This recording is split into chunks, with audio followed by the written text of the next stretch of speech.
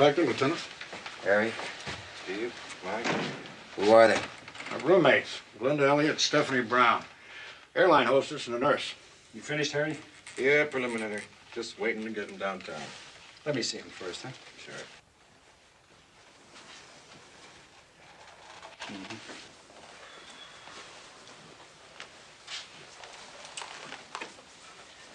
Harry, you got pictures?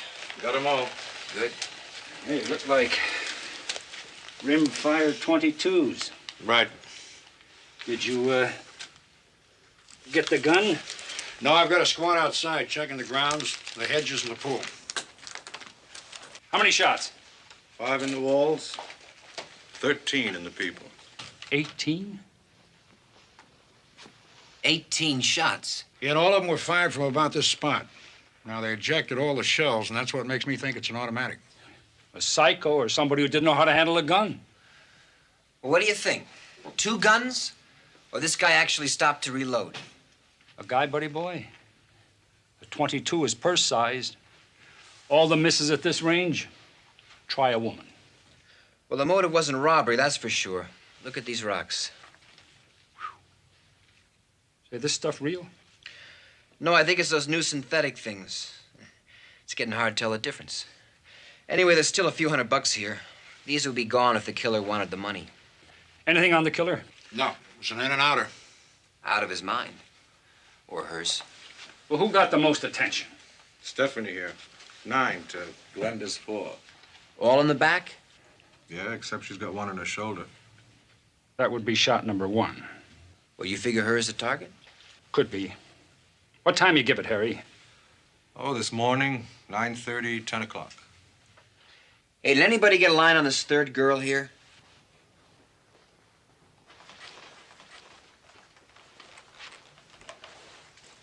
None. Okay, Harry. Get him downtown. Thanks for waiting. Okay, Mike. How'd he get in? There's no sign of forcible entry.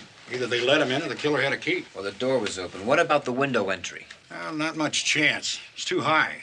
There's no gutter out there, no lattice work. Besides, you can see that window from the pool. Anything going on there, somebody would have seen it. Prints? Well, we dusted the place, but they're pretty blurred. Oh, who found the bodies? Well, the manager, Lou Watkins. Yeah, I found them. Riley told me that they were... Rex Riley, he's one of the tenants. Co-pilot with the same airline as Stephanie. He was worried about her, knew she was in there, and didn't get any answer when he knocked. So I went up with him and opened the door. You guys know the rest.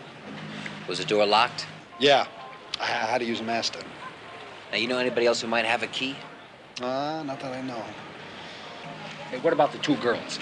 Both of them knew their way around, that's for sure. And they were lookers. I mean, really beautiful. Say, how about this one? Did you know her? Oh, yeah. It's Lynn. Lynn Chase. She roomed with Stephanie for a while. Glenda moved in when Lynn moved out. Has she been around since? Not that I know. What kind of girl was she? Nice. I liked her. Even her friends were nice, you know. You guys ought to talk to Riley. He knew more real good. Which apartment is he in now? 248. Stephanie came by the pool. Came in on a night flight, said she was going up to change. I take it you knew her quite well. Yes, I knew her. You said she came by the pool. What time was that? I don't know, about 9:30 maybe. And you never left there after that? No, I never left there after that. I mean, not until I went up after Steph. Ask anybody else out there with me. You didn't hear anything? No. No shots? No screams? No, we, had the radio up full. Had to keep everything jumping. So you know who this is? Sure, that's Lynn Chase.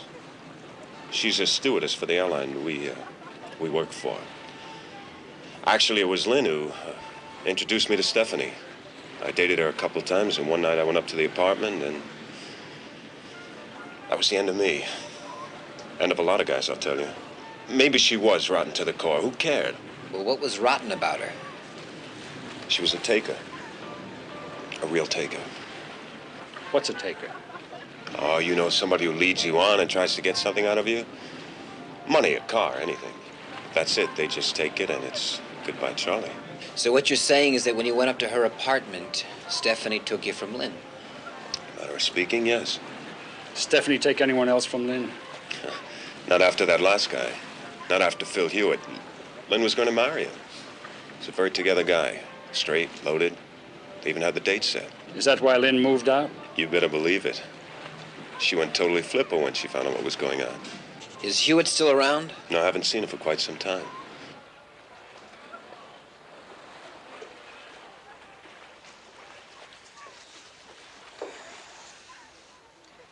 Did Stephanie ever give you a key to her apartment? Well, if she had, I wouldn't have gone out after Watkins to let me in, would I? That could depend On what? on whether or not you had already used the key once today.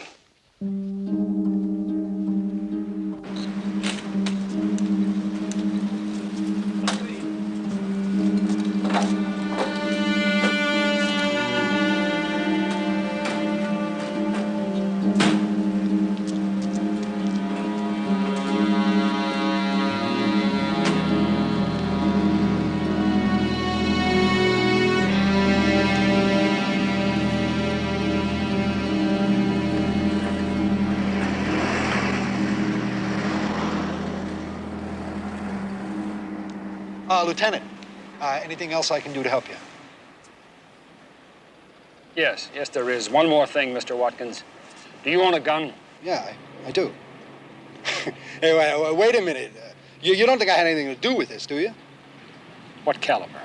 It's just a target model. You know, something I keep around for kicks. What caliber?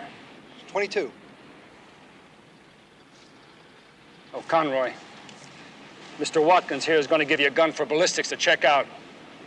Check out the rest of the building for guns. Take it apart.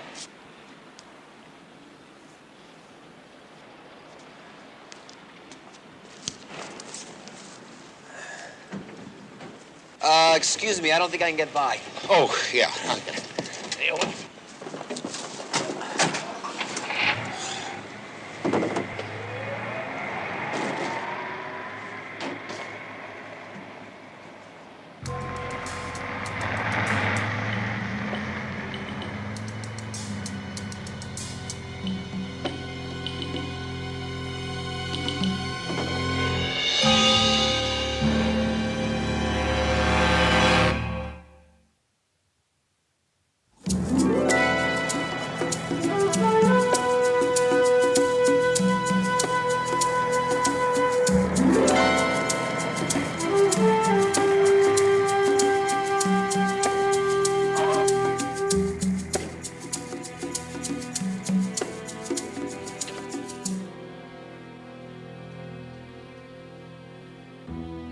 How was Santa Barbara? It's fine. Fine. I meant the weather. Smog-free, balmy sky. Nothing ever changes down there, isn't it? It's a good climate. Real good.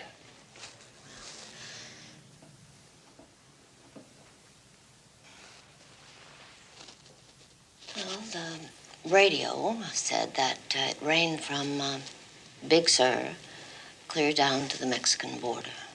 Well, the radio wasn't in Santa Barbara. Were you? I called you at 10:30, Edna. Where were you? Well, was here. Where are you, Edna?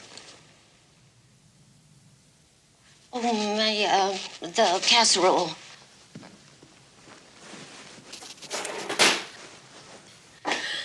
$10:30. I let it ring 10 times. You didn't answer, Edna. You probably dialed the wrong number. I was here. I hung up. I dialed again. I let it ring 10 more times. Edna, where were you?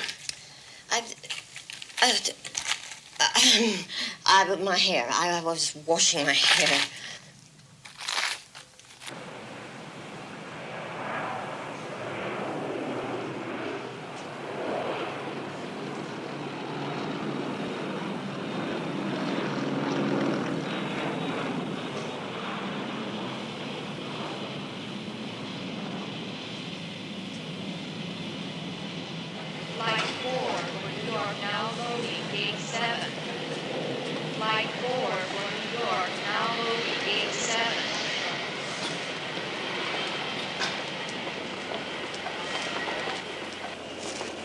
Miss Chase, Lynn Chase? Yes?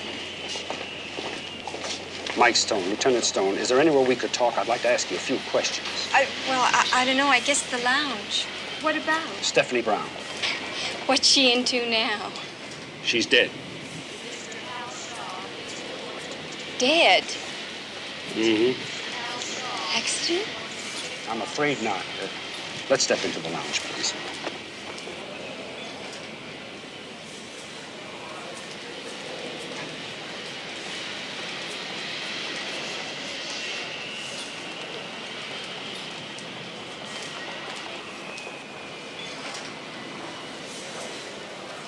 Can't believe it.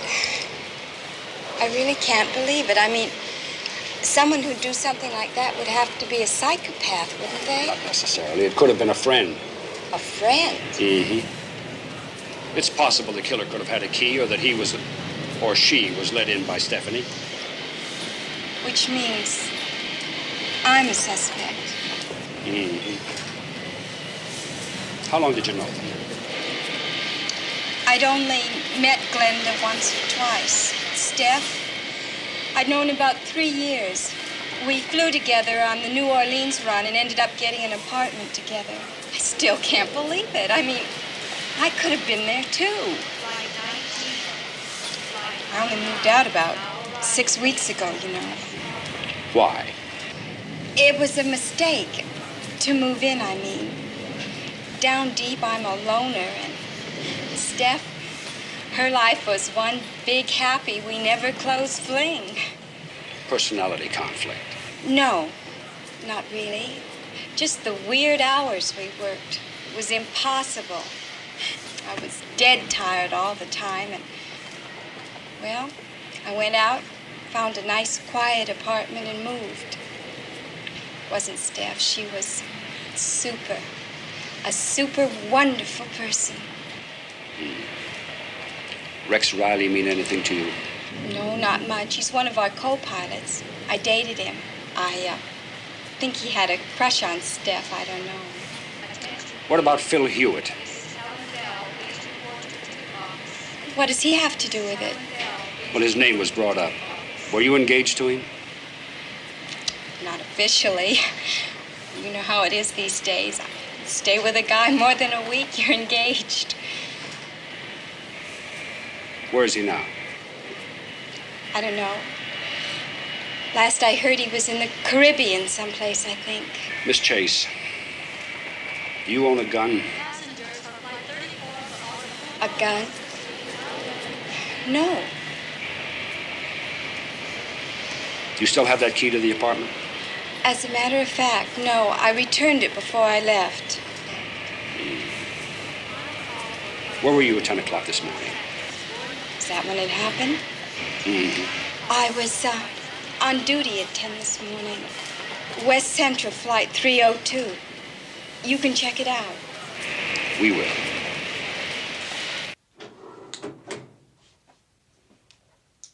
Glenda Elliott. Let me put it this way, Mr. Keller.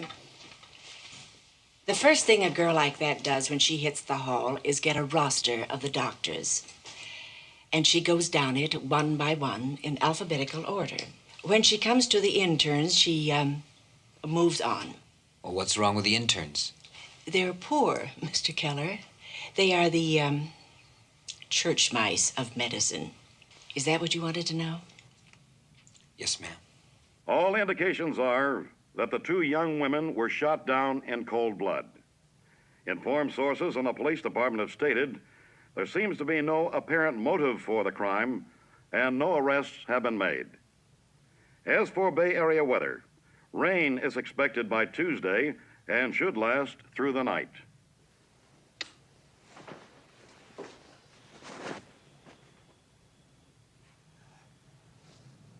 Anything on the news? Well, it looks like we'll have rain by Tuesday. That Stanton Street, isn't that in your district? Yes, it is. It's where they found the two girls. I heard it on the news. Do you know the building? It's one of the new ones.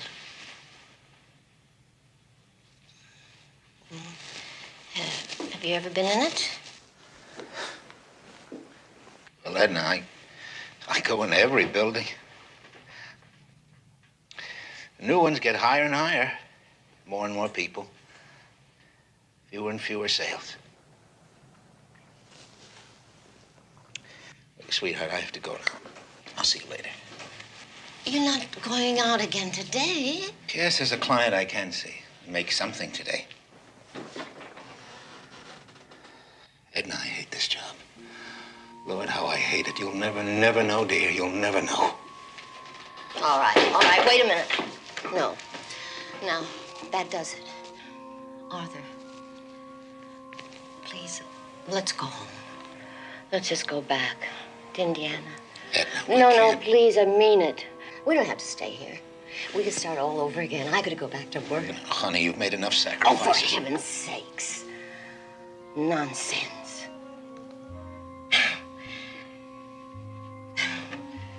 Since when has working been a sacrifice?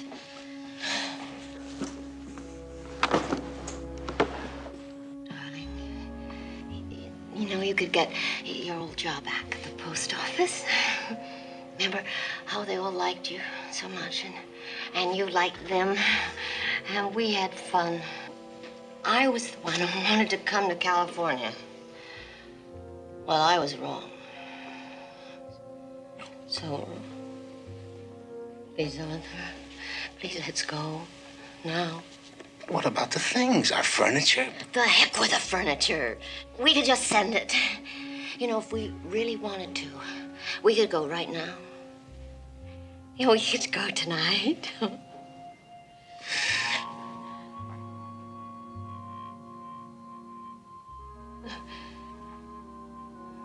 Edna, let me think about it. No. I'll- No. I'll see you in a little while. I've got to go. Arthur. A little later. Arthur. Let me think it over. No. No.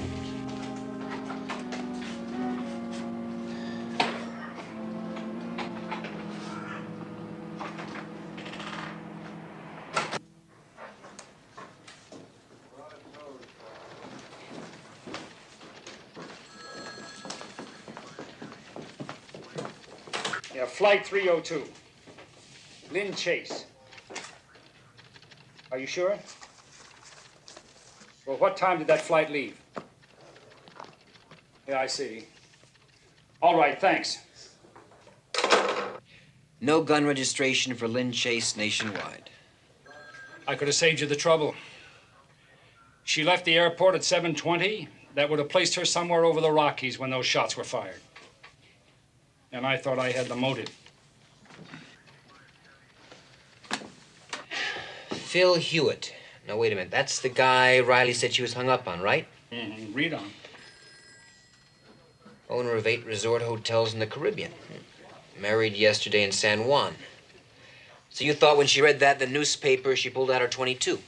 Well, she had to feel that she'd have been there if it hadn't been for Stephanie. Come on. I'll buy you a cup of coffee. Sejian's checking out the other tenants in the building to see if anything was seen or heard. Nothing yet. 3 guns, none of them .22s. Oh, yeah, Watkins' gun checked out negative. Well, that only leaves Riley then, huh? Yeah. And my feeling is Mikey's telling the truth. You know, at least about those girls being takers. Yeah. What? I don't have any change. Oh, I think I'm just about to be taken. Oh, come on. Too strong. Anyway, about those girls, according to the bank, Stephanie ran $22,000 through her account last year. Glenda topped that with 26. And Glenda had 4 moving violations in 3 different cars. A Mercedes, T-Bird, and a Porsche. Registered to 3 different men. 3 for 4, not bad. Did you get the names? DMV's checking it out right now. Stephanie was 2 for 2. She ran a red light and rolled a boulevard stop. A Ferrari and a Continental. You think one of those guys got tired of being taken? No, I don't think so. I don't think anybody would spray slugs all over just because they were taken for $100. Or somebody borrowed their car for 3 days without telling them. No, I don't think so. Now you take the nurse. She was playing the doctors, right? Right. Well, they know. They chalk it up to experience. But what if they didn't? They wouldn't use a gun. They got pills, needles. Yeah, Stone.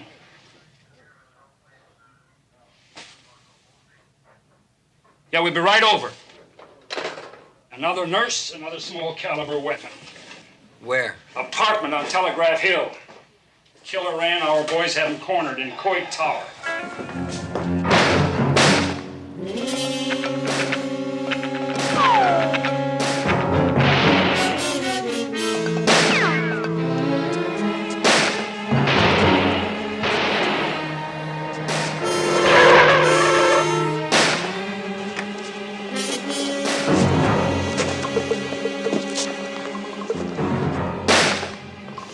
How good is he?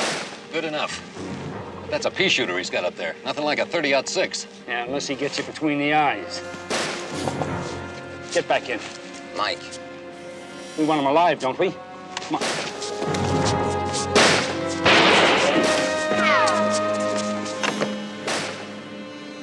Now listen. Sit as far in the middle as you can. One swing around that statue, and then slam on your brakes when you get to that front door. Right? Right. Is that a deal? Let's go.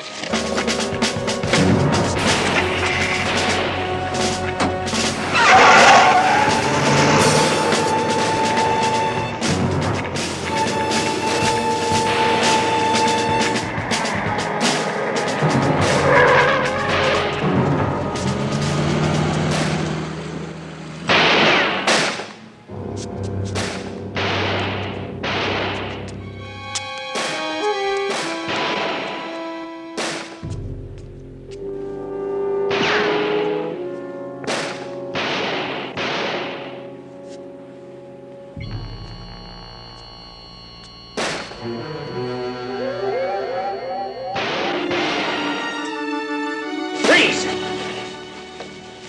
Put it down. Get around here.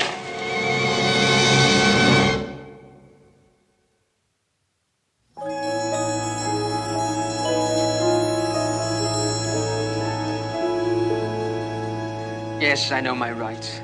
And no, I don't want any attorney. Okay, so I shot her. What does that have to do with you? She didn't lie to you. She lied to me. So you killed her. If I had enough ammo, I would have been up here forever. Forever! Forever is just about where you're headed for, son. No way, baby, no way.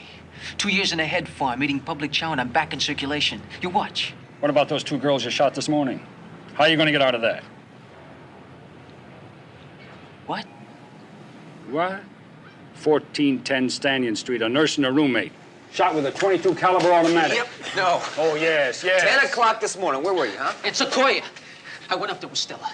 Stella Davis, the girl he shot. You can prove that. Yeah. Campsite 14. When did you get back to town? About 2 hours ago, I swear. I dumped Stella off. She had a shift at the hospital. I said goodbye, and I left. But I forgot my bread. It was in her purse. So I went back and walked in on him. On who? I walked in on him, and she was already with an intern. Already. Oh. Yeah, that's right. Tim Duran, 5'9", dark brown hair, 25 years old. Campsite 14. You do? Uh-huh. Okay. And your name is Ranger Kelly? Right, Brad Kelly. All right, sir, you've been a very big help. Thank you. Goodbye. He was there. He even picked up a citation for an illegal campfire. 8:45 this morning. What now? A woman. There's got to be a woman around somewhere with a .22 automatic in her purse. You and your women. Stone's office. Norm, how you doing? Wait a second. Alcidian's got something. Yeah, 9:45 this morning, right? Uh-huh. 30s, dishwater, blonde hair. Flat shoes. And a brown print dress. Brown print dress? That's right. One of the new tenants saw her? Uh-huh. Nancy Evers. My first day in this pad, and two of my next-door neighbors bite the dust. Terrific, Lou. Just a couple more minutes, ma'am. Look, Sergeant, I've told you. You tell them, okay? It was 9:30, 9:45, and this lady was sort of standing outside of that apartment. All right, Miss Evans. A all right. very average-looking lady, 38 maybe, flat shoes. She had on a brown print dress and mousy blonde hair.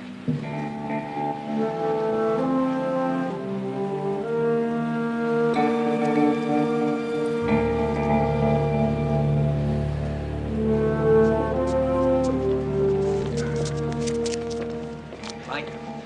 Yeah? You remember him? Yeah, he's the guy that had us blocked this morning. Did you see the logo on the bag? No. Jules by Jacques. Remember the synthetics up in the room? Maybe. Check him out. Maybe the manager will let you use the phone. Right. Norm, what have you got? What kept you? Lieutenant, this is Nancy Evers. She's the tenant that saw the lady in the brown dress. How do you do? I'll be inside. Thank you for waiting. Okay, you want to hear about the plain lady standing outside of those kids' apartment, right? I'd like that, right. Yes, that's right. I think it'd be your Stanyan Street district. Would you have a sales record for either a Glenda Elliott or a Stephanie Brown? Yeah, I can wait. Could you close that door, please? Thank you.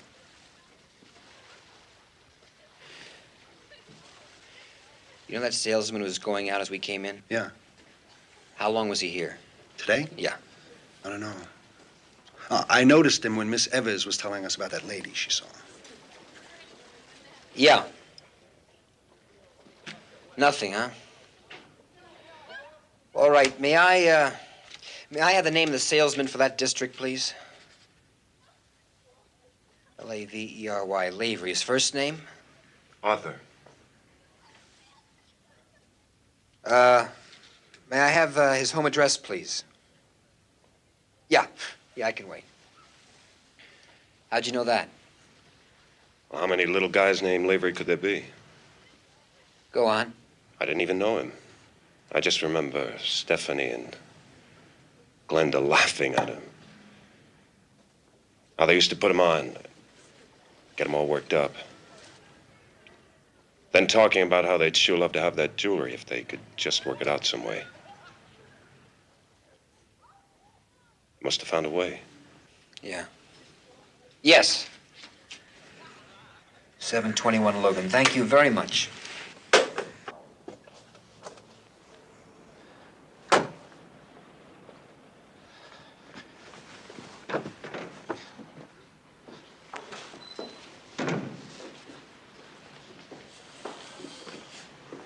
Oh, darling, I'm so glad we're going.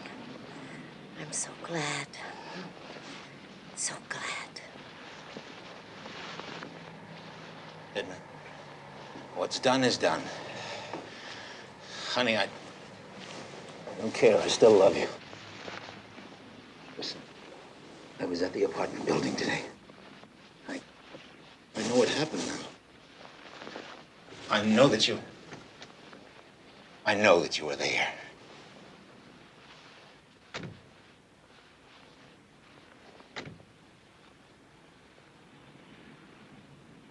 Listen, sweetheart, stay in the house. Don't answer the door no matter what. Don't answer the door. Now, look, take 10 minutes, then get a cab and come to the airport. Arthur! Edna, do it! Do it!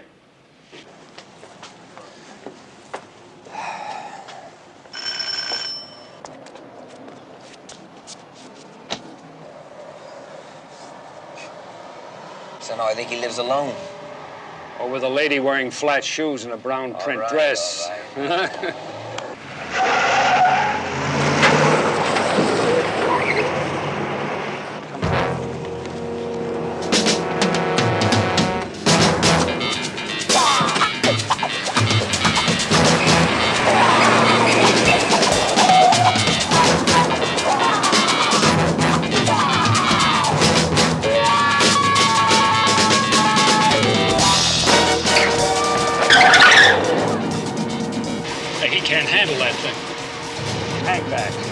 do, we're gonna lose him. And if you don't, he'll kill somebody else.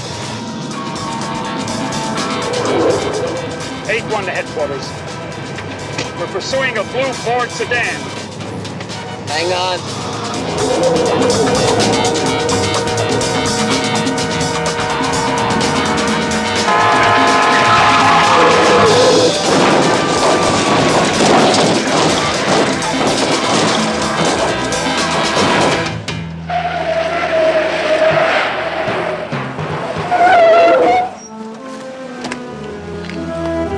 Call an ambulance.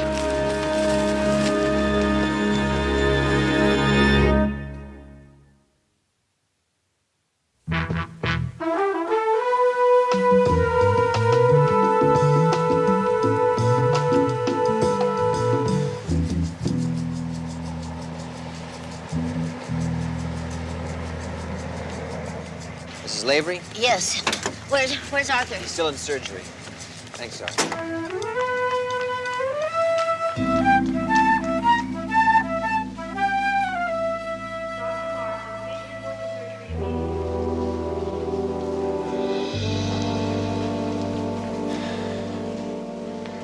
Mrs. Lavery, your husband has internal injuries. His legs are broken. He's fighting for his life. Where? No, Where? I tell you what. No. What? Why don't we have a cup of coffee? No. I think it would be better. There's nothing you can do, so let's go in here and have a cup of coffee.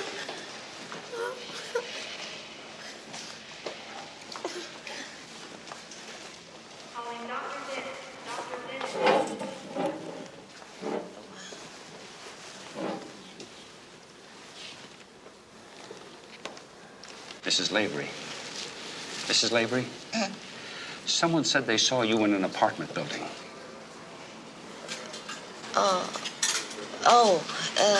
Yes. Yes, I know that. That wasn't Arthur's fault. You don't know what it means to be Arthur. You get up early in the morning and lug that big, heavy case and knock on door after door after door. Eat alone some newspaper and try to make some kind of quota. And then coming home exhausted and humiliated. Would you like to live like that? Can't say I would. Anyway, it isn't hard to figure out what happened. I mean, what Arthur's reaction would be when he knocked on that door and those two girls answered it. They would have invited him in and even maybe given him a cup of coffee. And he would have probably given them every sample he had left in the case. Had he been there before? Of course, I'm sure of that. But listen, nothing happened. If that's what you're thinking. Those two girls were probably just, playing with him like, a couple of cats with a mouse. How did you know he was seeing them? I noticed that a lot of his good samples were gone, so I asked him about them, and it was the first time in my life I have ever seen Arthur look guilty. I mean, about anything.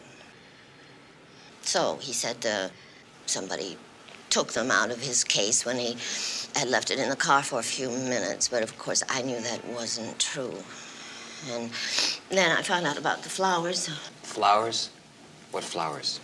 Arthur really splurged. He bought them flowers. $15 worth. But poor darling, he put them on our charge card, so I found out the address. And then I had the key, so. You had the key? How did you get it? Well, I've got the key. Right here. That's it. Yes, I got that out of Arthur's coat pocket. I decided I would just go there. I was going to see to it that they left Arthur alone. For good. Did you kill them? Why, no. What?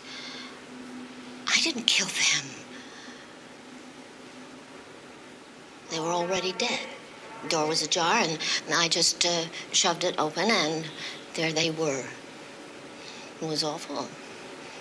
I had to turn and run. Do you know what you're saying? You're saying that your husband killed. No.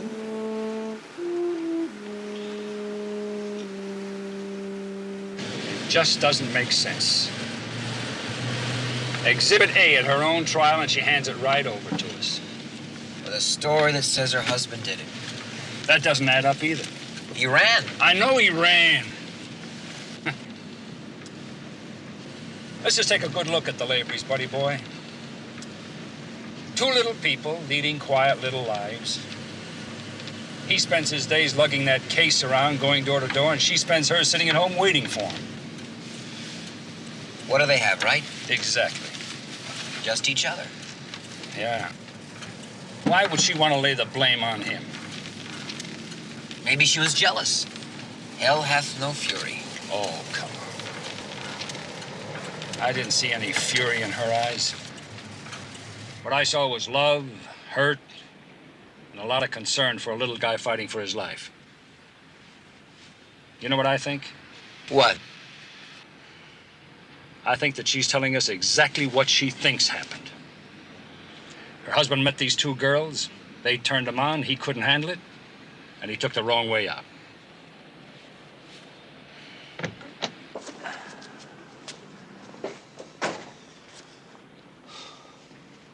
You know, that still doesn't square with your woman theory.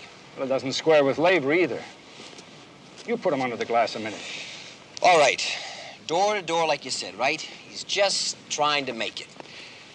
He opens one door to some very, very heavy action. Two lovely ladies give him a key which says open day or night. And if he sees the key is missing, what does he figure? His wife found it. And if he found the girls dead? That she probably killed them. So they both think the other one's guilty and they try to protect each other. Like you said before. What else do they have? Right.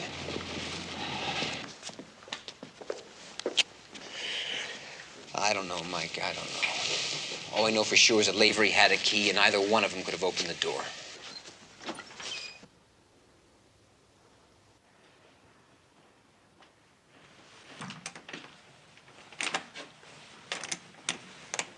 Nothing. Here.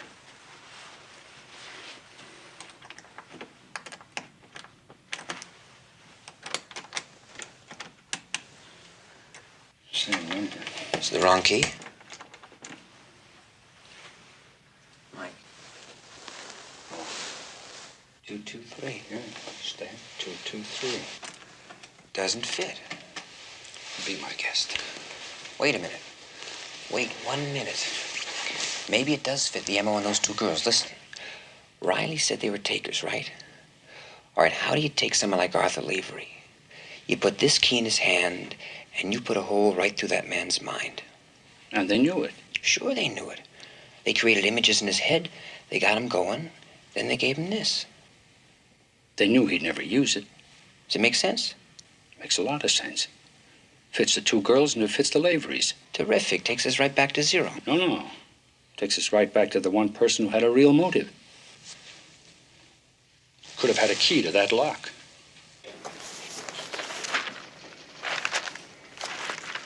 Okay, Lynn Chase. Here we are. SFO to Denver, flight 302.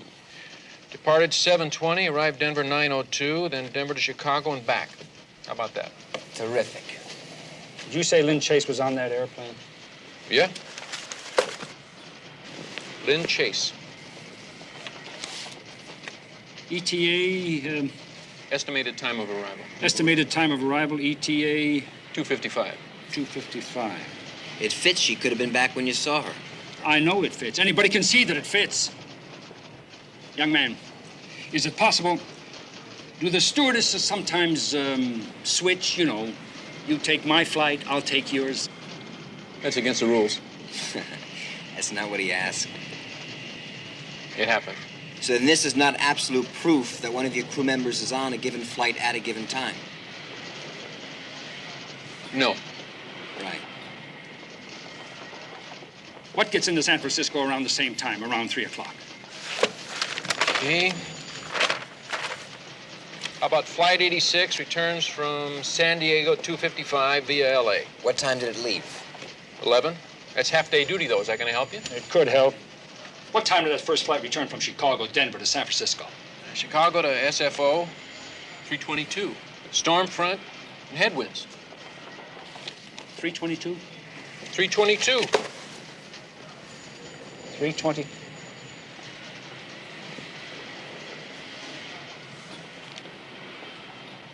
That's it.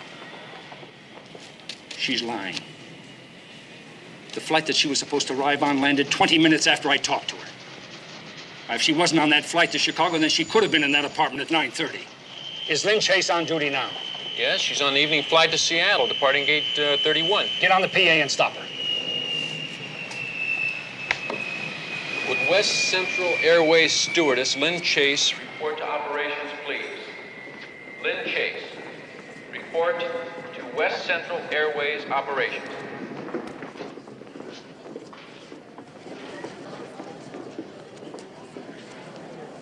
Flight 19, now arriving gate 2 from Chicago.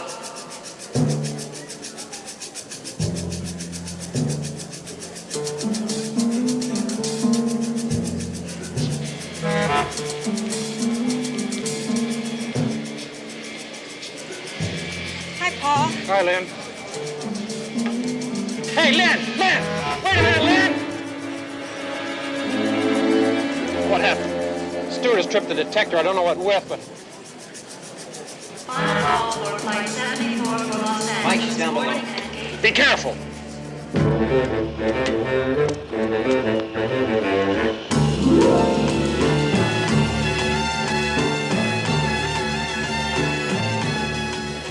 Get those people away from there. Right.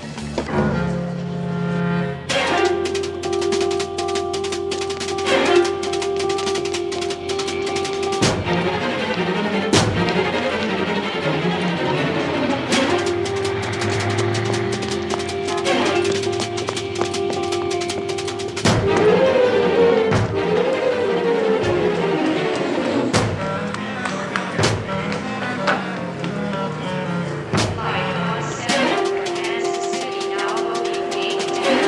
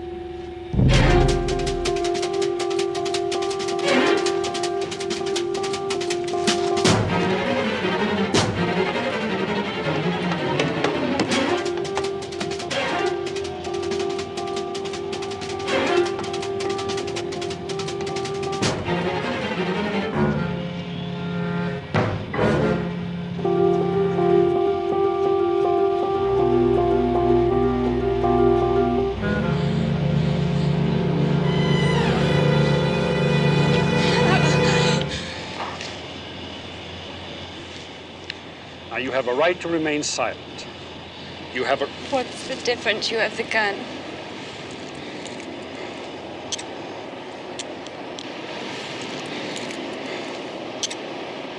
Was it really worth it? 18 shots? I didn't know Glenda was there. She came in, saw me. After you'd hit Stephanie? Yes. Because of Phil Hewitt? He loved me. It was the beginning of my life. She took him. She didn't want him. She didn't care about him. She took him. And my life. So I took hers.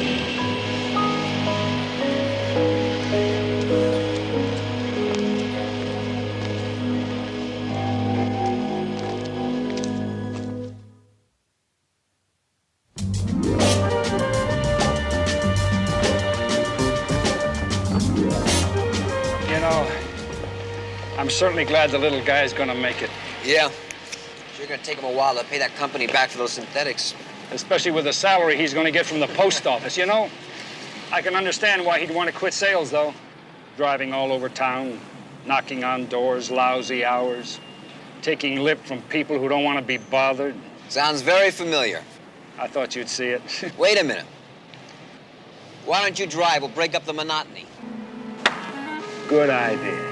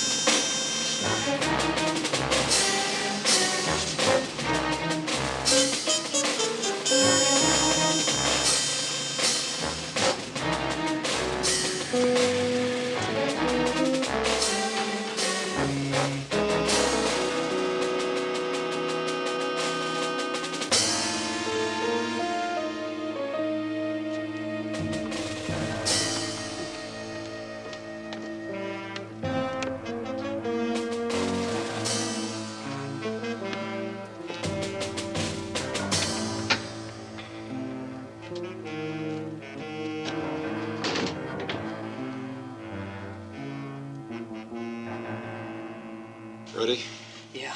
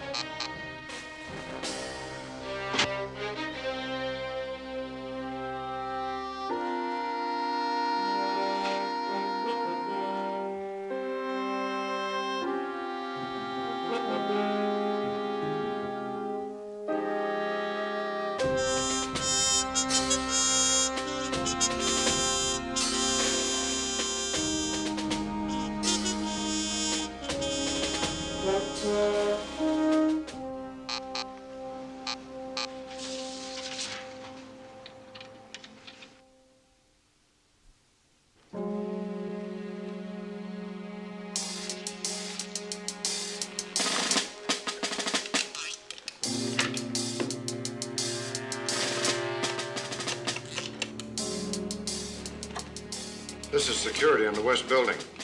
The lights keep going out here. Maybe you better get the power company to check on it. Okay, I'll have a look around.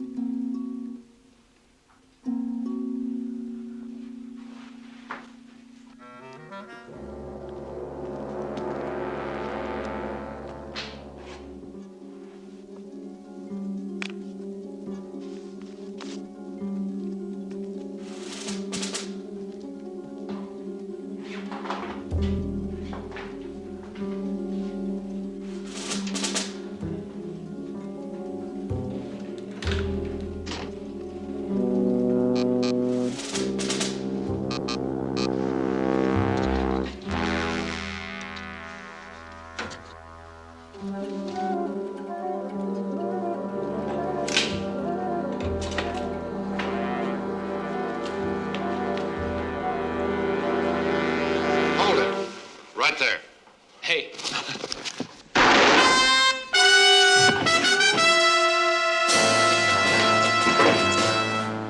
Josh. Josh, he's dead. Yeah, all right. Josh, he's dead! All right, come on. Come on, Jerry. Let's go. You can't run forever, buddy boy. Come.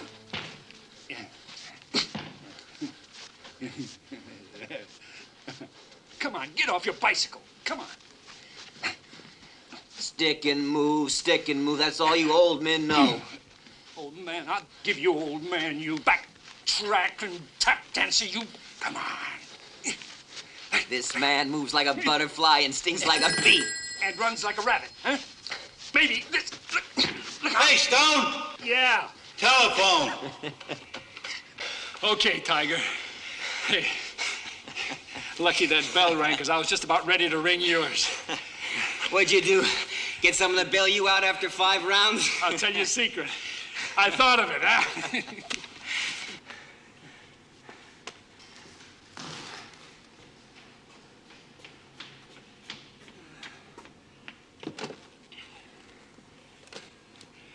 Yeah, Stone.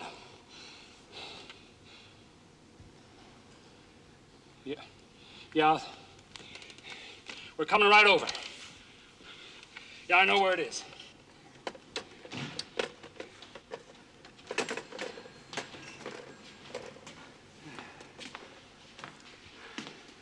What? Oh, I was just thinking. Here we are, working out, feeling good, full of ginger. Somebody else takes the count. You got a killing? Ghirardelli, night watchman, walked in on someone at the Imperial Jade Company. Well, come on, let's take him off.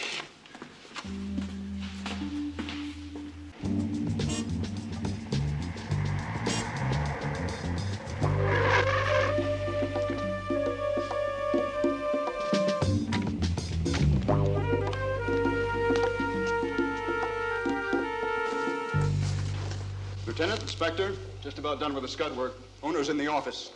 Where's the body? Round the corner. Took a slug point blank, looks like. How'd he get in? This roof door over there. Right. Did you get the coroner? On the way. Yeah, powder burns, all right. You're right, he took the shot point blank. What's the owner's name? Oh, Mr. Wu. Mr. Wu.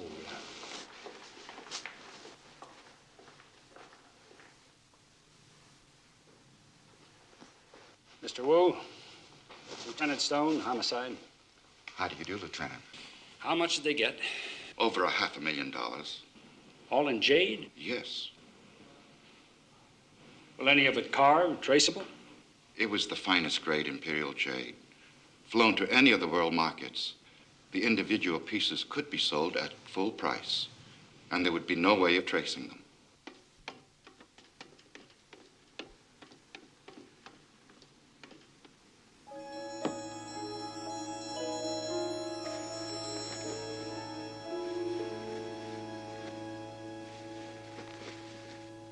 All right.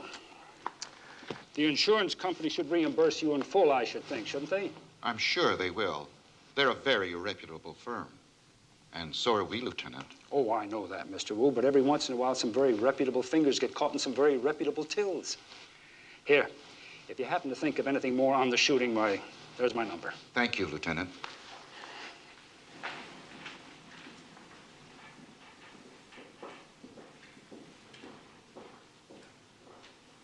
You don't figure an inside job, do you, Lieutenant? Oh, it's pretty tough to break in from the outside, isn't it?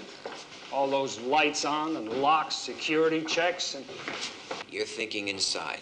Yeah, unless you've got something that says it's different. Well, Nelson might. There was a power company truck outside at 3 a.m. this morning. He called the company, and there were no details for this area, but there was a stolen truck reported.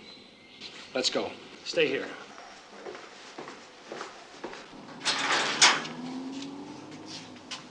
Oh, man, you gotta be an engineer or have a diagram for a job like this. Well, let's suppose they did have a diagram, then what? Well, yeah, they could then bring each wire to the alarm system and the electric eye, yeah. They'd know how long to keep it turned off before it could be traced. Well, I'll get it dusted, but I don't think a job this smooth, they leave prints.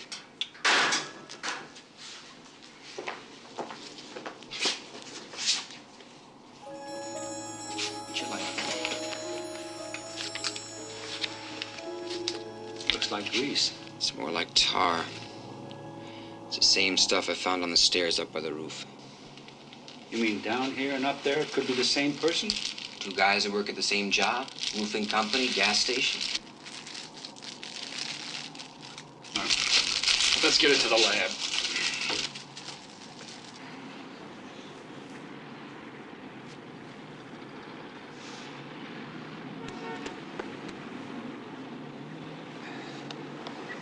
Okay, thanks, buddy.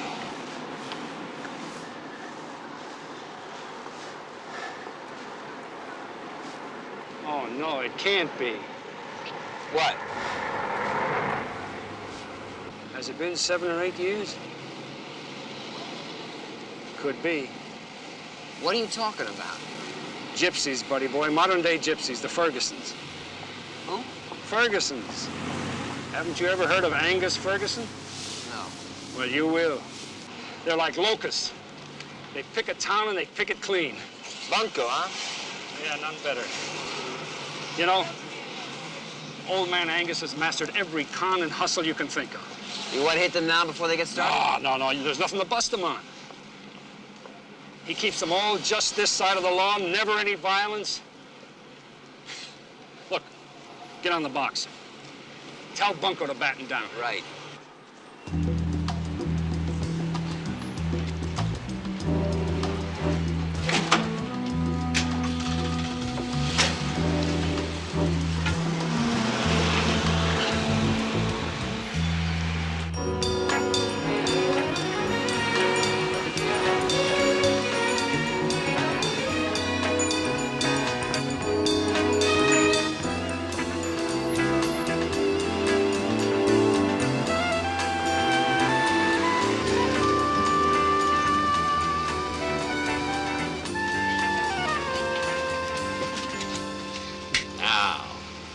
Pick one.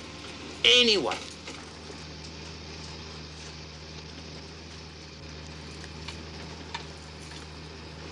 Queen of Hearts. Queen of Hearts for the princess of my heart. Your turn now, Nicholas. Come on, practice, Nicky, practice. This afternoon, the visit is over. We put you on the bus and you go home to your mama. I want you to show her what you learned.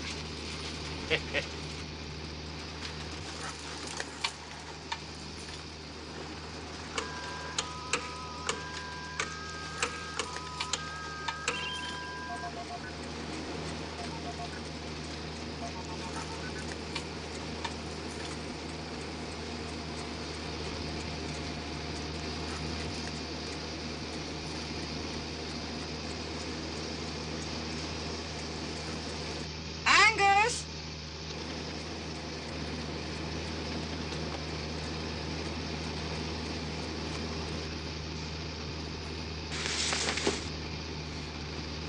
We are almost there.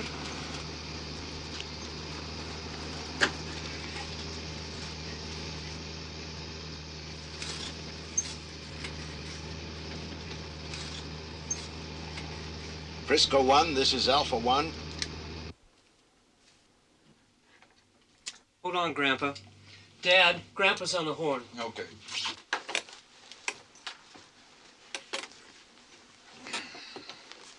Hello, Papa. Roger. Alpha 1 approaching Northwest Sector 24. Countdown to arrival 0 - 2. Our quarters secured? Yeah, Papa, we're all set. Any problems? No, Papa, everything's under control. Roger. Over and out.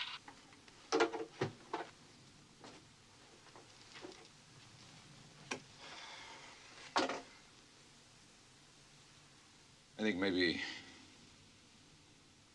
we ought to think about breaking this off right here and now. But why?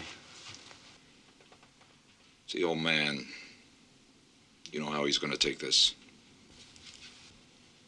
Yeah, I think I do. If he finds out.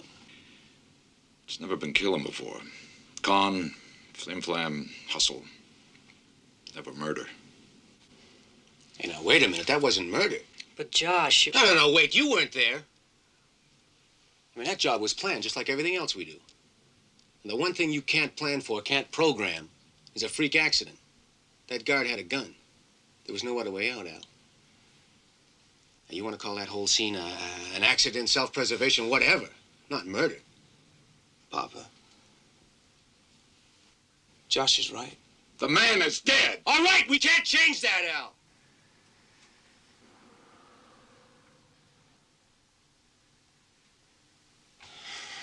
Look, you're sitting on $500,000. That's what you wanted. James wanted. Jerry, I wanted. All right, we got that. One more job and the family will never have to hustle again. Stopping now isn't going to change what happened. What would you have done in my place, Al? Okay. Get the doors open. Put the stuff where Papa doesn't find it. Okay. San Francisco. Our city, Mama. Our city. Just for the taking.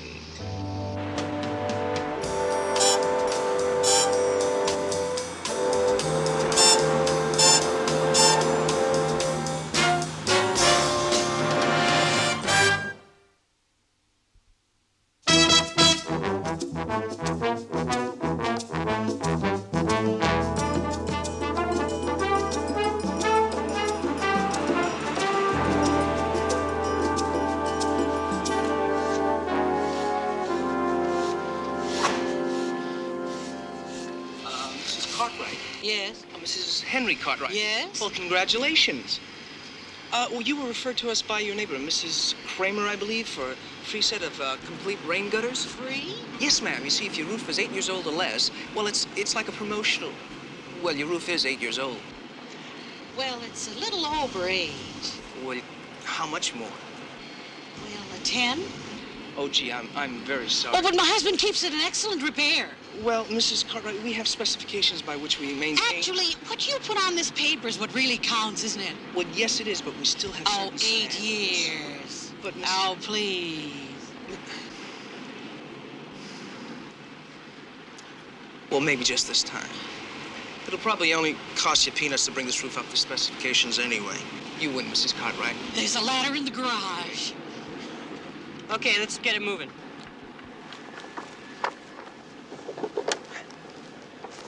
There we go, Mr. Hopkins. Just give us your John Henry right by the X, right there. And all I'm paying for is the maintenance, right? Oh, yes, sir. Of course, you know you're signing that you won't tell your neighbors about that. That's your guarantee to the company in exchange for promotional value to us. Right? I call that square. By the X, you say? Right. Right there, sir.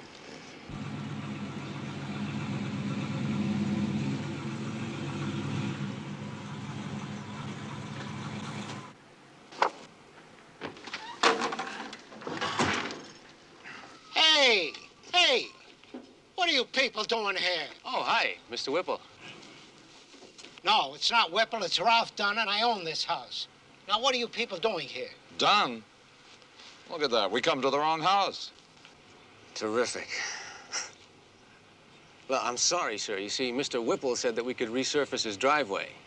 We're giving him the whole job for half price, being as he's the first one on the neighborhood, and it's kind of, well, good advertising for the company, you know? Well, anyway, I'm sorry if we disturbed you, Mr. Dunn. Dunn. Think we can find the right place this time? Hey, wait a minute. You kind of unloaded anyway. Hey, you say you're giving a resurfacing job at half price? Yeah. Why not me instead of Whipple? Why not? Sure. You got it. Okay.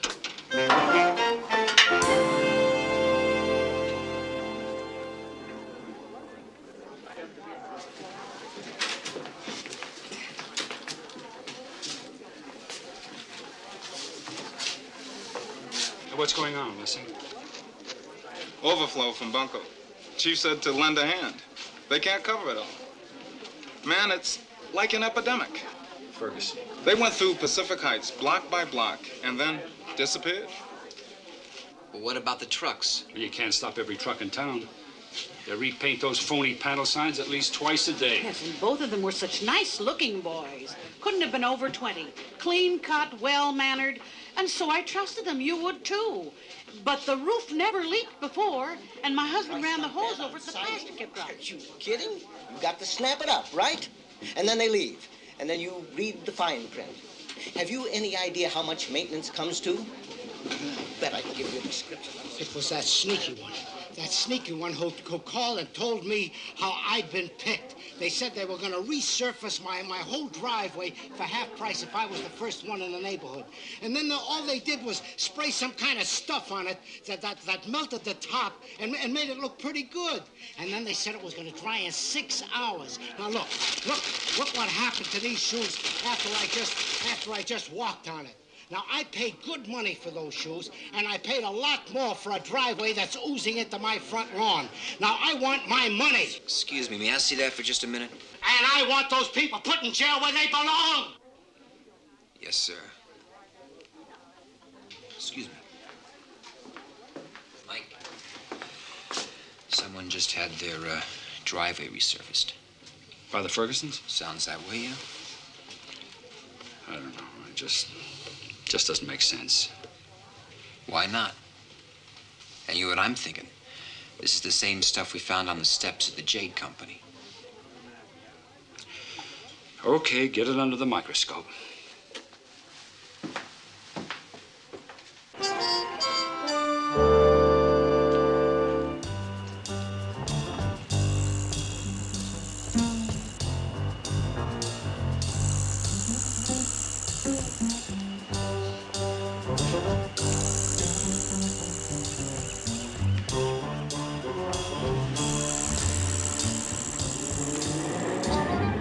Jerry, remember, the first grade material goes on last, so it shows.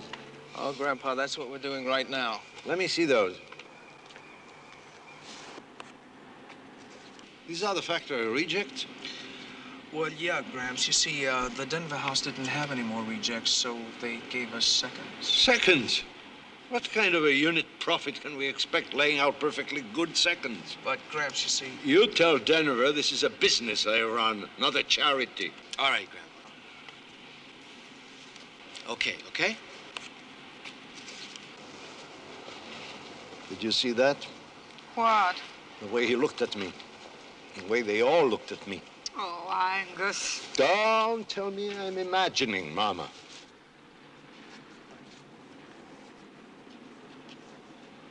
I've seen it for months now, ever since Ellen married Josh. That one is trouble. I know it. And I know he talks against me. What can any of the family say against you? You hold them together. They can say I'm old, and they'd be right. I won't listen to that. When we began, we lived by our wits to keep the wolf from the door. But now the corporations, the computers, the contracts, the lawyers, the fun is gone.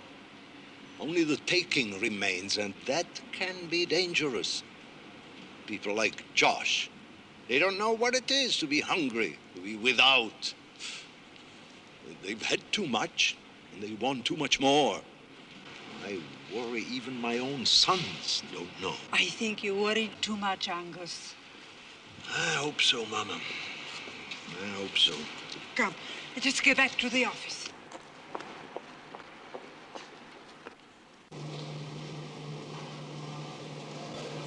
Can you feel it, Al? Down there, all around us. The old man says to do your homework, right? Well, I did mine. You know what the volume is in this place? In securities, I mean.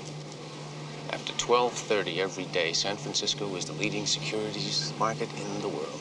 Josh, it's impossible to pull off. Well, not for us. We've got the manpower, the files, the figures, even a network to get it out of the country. We've got it all, Al.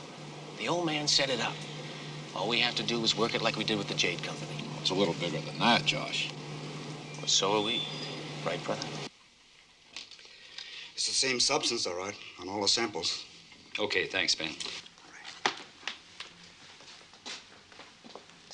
No, something's wrong. Mike, I'm sorry it fits. And what's more, ties together both the killing and the robbery. Now, Angus Ferguson is a lot of things, but he's not a killer. Well, maybe you're not the only one who's getting older. Maybe he's not running the show Well, that's anymore. not funny, buddy boy. The way that old man has built up this organization over the years in wrong hands, oh. Now, you just show the rest of the guys that Jade, okay? Tell them what we pulled off on our own. They'll all be with us. Not Papa. But we don't need him for this. He won't be involved. Now, look around you, Al. Pick a target. There, there, there. We're walking down the street with four of the largest commercial banks in the state, including the world's largest. They're all handling those stocks and bonds. Stuff that takes months, maybe even years to trace. I'm telling you, brother, now is the time. And like the natives say, this is the city. Huh? Okay, Josh. Atta baby, come on.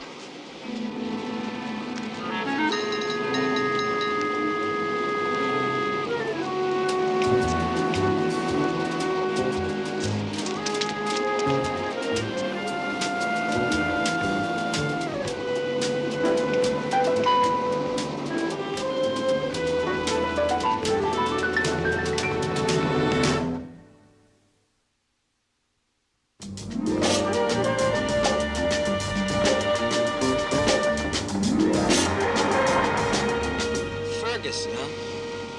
That's not really a gypsy name, is it? Well, Angus came from the Balkans somewhere. Changed his name when he got to this country. He told those kids he wanted in a crap game.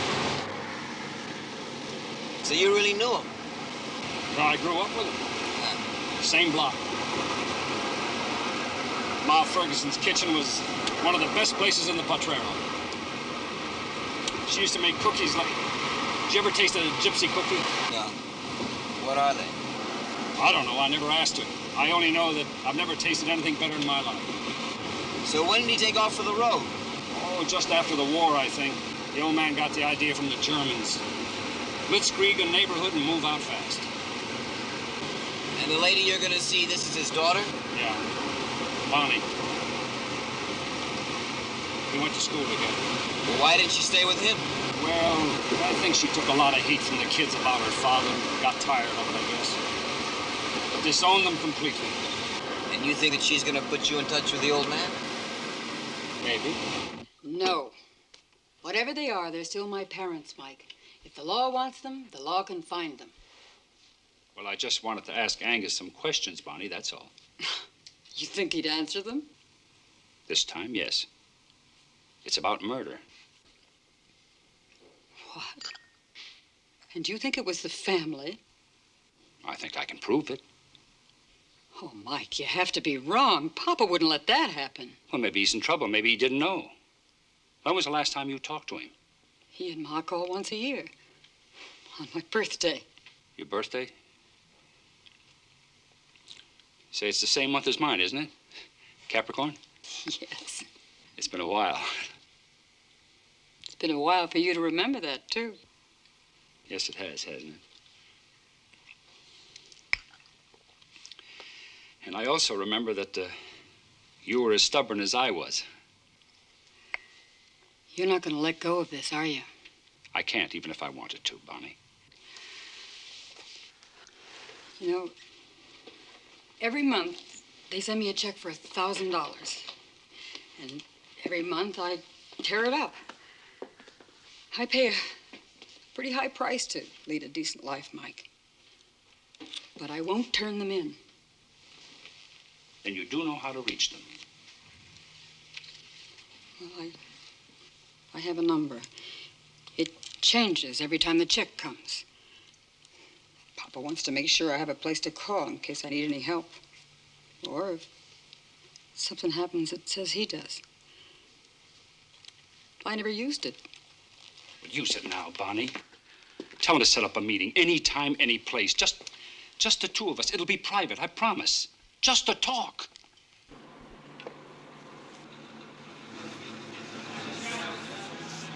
Okay, take it out.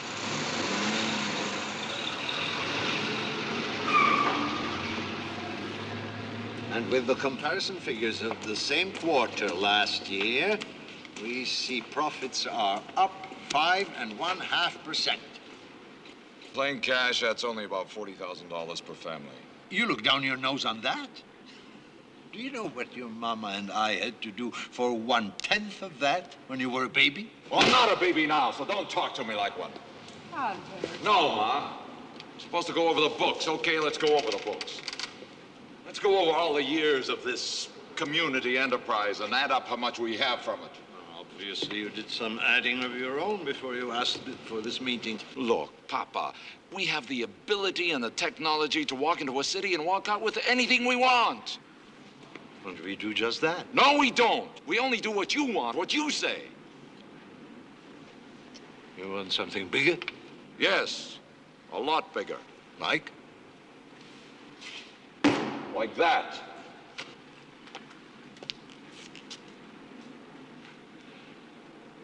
Where did you get it? It's not important. I'll decide what's important. Not right now, Papa. What's important is that we talk, because there's a lot more of that and a lot of other places we can take. Silence. Papa, we don't have to change all the methods, only the targets. All I want is silence. I will not be dictated to. Well, you dictate to everybody else. Yes, because this old gypsy is smarter than everybody else. He has never been the victim of greed. And make no mistake, greed victimizes all who fall into its trap. That's the secret behind our success. We made greed our ally. But it's a two-edged sword, boy. You can live by the greed of others or die by your own. Now, I want to know where this came from, and I want to know why I wasn't told about it before. Angus. Grandpa, there's a call on your emergency line. It's Bonnie. She's the only one who has that number.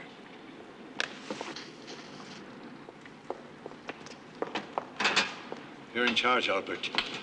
Alert everyone, we may have to execute an emergency escape. But when I get back, I want those answers.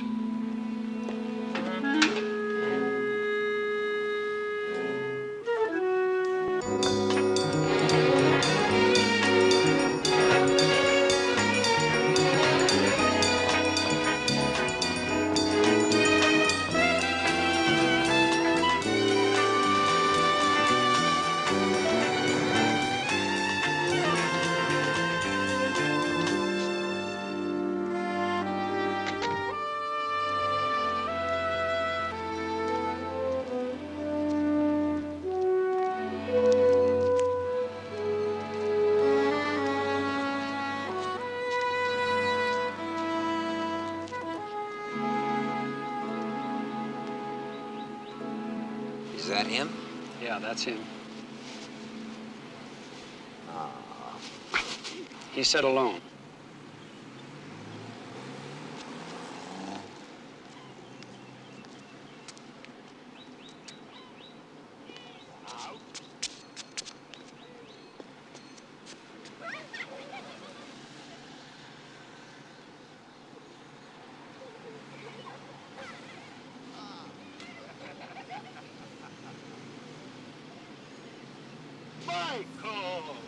Michael Stone, look at you. And look at me, eh? An old man. But you, the years are good to you. Hello, Mr. Ferguson. Angus. You must call me Angus, Michael. Now we are men together. Sit or stroll? Let's walk. Good. You're not an easy man to find. If I were, we'd see a lot of each other, eh? Yeah, I suppose so. So I certainly appreciate your coming. It must be very important to you. I'm sure it's not the policy of your department to meet with a person like myself and not place them under arrest. Well, I don't have a warrant for your arrest, and I don't have any evidence to tie you in personally with this case I'm on. I just wanted to talk to you about it. What is that, Michael? Murder.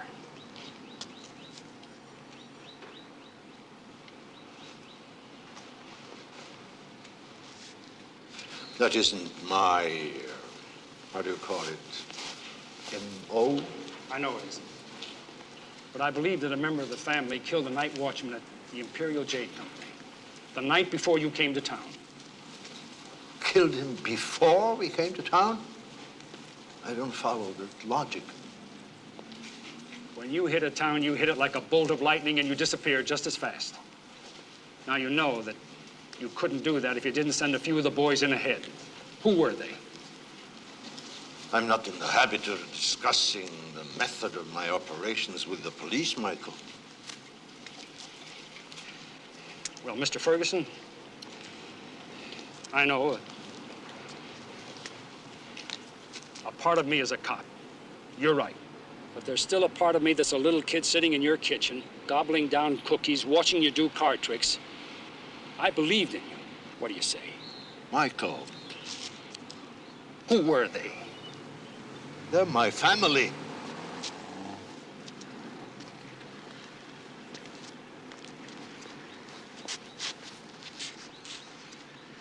I understand that, and I respect it.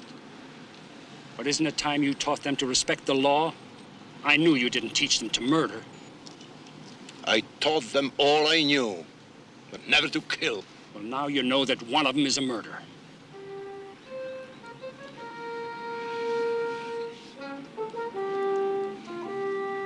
You must believe it, or you wouldn't have said that. Be in your office tomorrow morning, 9 o'clock. I'll let you know. One way or the other, you'll get my message.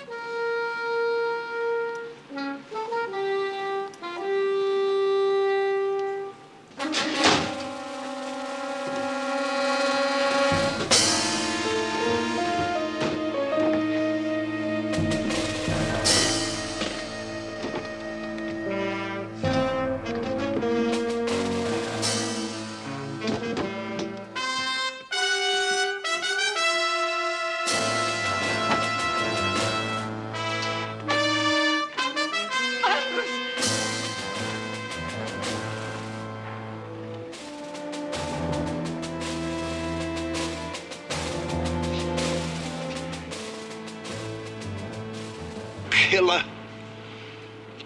Papa, no. You robbed and you killed. You broke all the rules. And you killed. He didn't kill anybody, Grandpa. You were with him. That's right. And so were they. And so the rest of us now, Grandpa. You all know what happened. And you condone it. Grandpa, we couldn't help what happened. You could have helped by not being there. You could have remembered what I told you about guns and violence. And we could spend the rest of our lives nailing shingles and slopping tar, but we're not going to do it. We're going to take the same samplings that you use in your operation with one difference. We're going to make one big score. It was you. You pulled the trigger. You shot the man and left him. He pulled a gun on me. You shouldn't have had a gun. Gramps, would you rather see me dead? Have Ellen become a widow? Is that what you want, Gramps? You shouldn't have even been there. Papa, we got away with $500,000 in one night. You broke all the rules. Well, there are going to be some new rules now, Grandpa. And we're going to make them.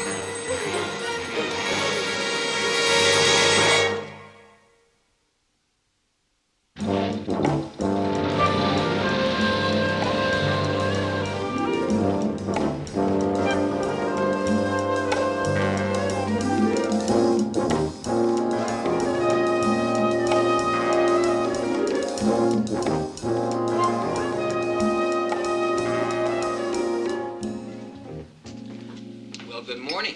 Morning, buddy boy. Any word from the old man yet? Nope. Well, things have slowed down anyway. See, you finally got the sketches. Yeah. He's Albert. I knew him. He's the oldest. The other two must be grandsons. And you think he's gonna call, huh? He said he would. Maybe he's putting you on, too. Maybe.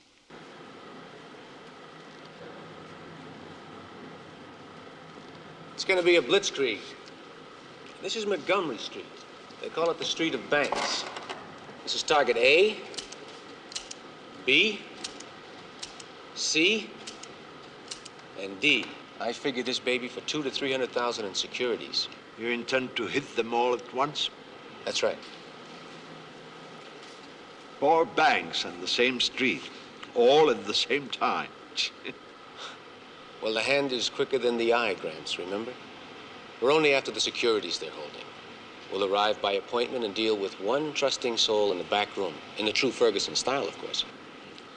How do you leave this trusting soul? Well, just so we won't talk, Papa, he'll be bound and gagged. And shot to death if he resists. Maybe you'd better sit down, Grandpa. We're trying to run a tight ship here, like you taught us. Okay? Tell him. Tell him that Fergusons are not common thieves. They're not murderers. Tell him you will not risk taking any more lives. Tell him that and I will forgive you.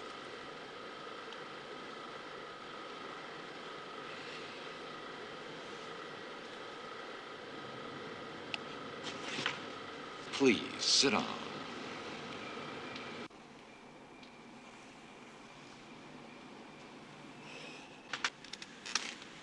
Greed. Greed. You know, I was thinking last night, there's one thing in common with all these Ferguson jobs. You mean about their planning and research? No, the trucks. Well, I thought we discussed the trucks, about how they change their signs 10 times a week. I know we discussed it, but they have to have some place to change them. A paint shop, garage, warehouse, something.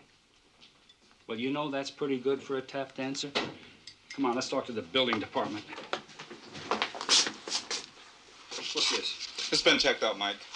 Lady named Bonnie Lawson dropped it off at the front desk. Said it was something from her father. Had to be hand-delivered at 9 sharp.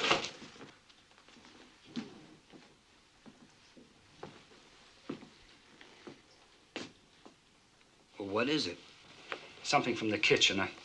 Kolache. What? Here, I'll explain later. Just read. Michael, you are right.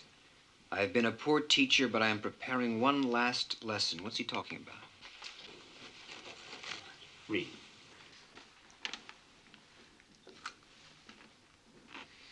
I will need time, but I will not take too long. 1 more hour will suffice. You must proceed as directed and arrive precisely at 10 o'clock.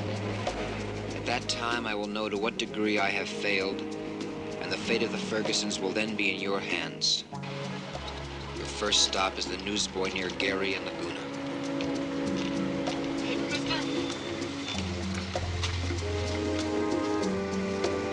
Thanks. Right, sir. This should have taken you 10 minutes. It took 12. Your next stop, Kim's Treasure House. What is this? Scavenger hunt?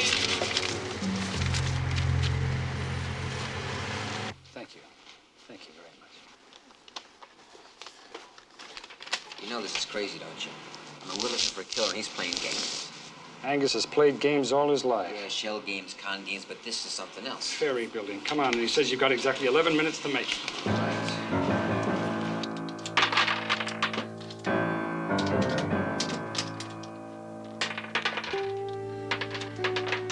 20 minutes, Papa. Thanks.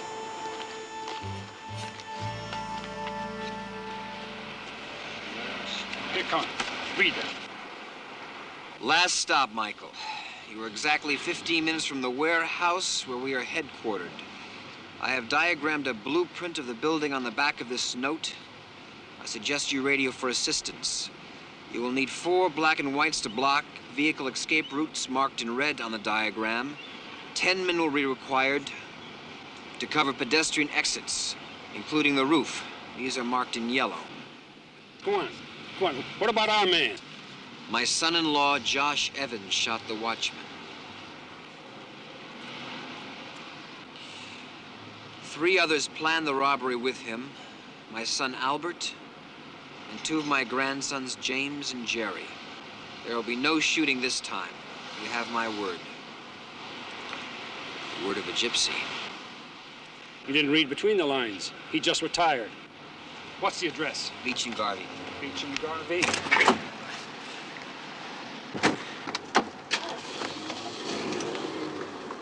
All units within vicinity of Beach and Garvey, code 3000.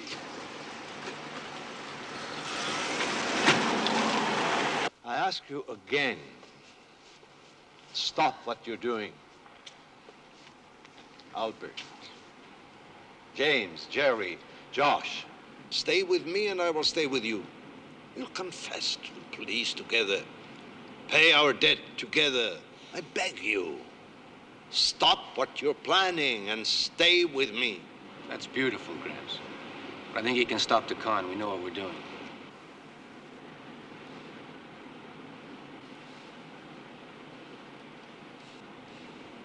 All right. As you will. Nama. Where are you going? That no longer concerns you, Josh. Any of you. That's right. This is all that concerns you now. It's all yours. The trucks, the merchandise, everything. My boy, I give you the business.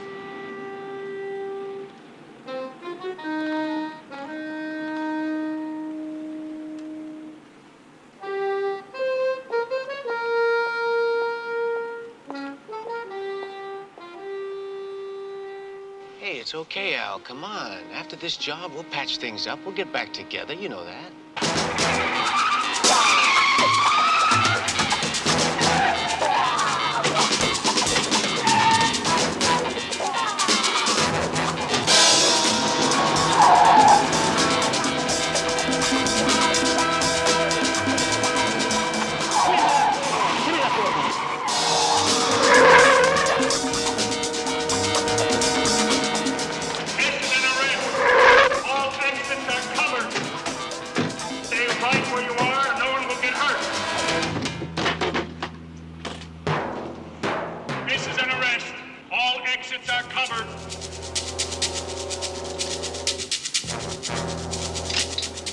Set us up. Stay right where you are. Stand still.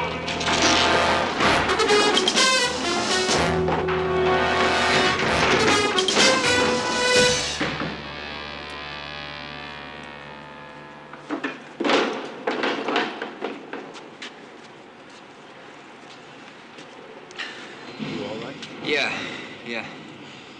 I guess the old man was right, huh? No guns. Just the word of a gypsy.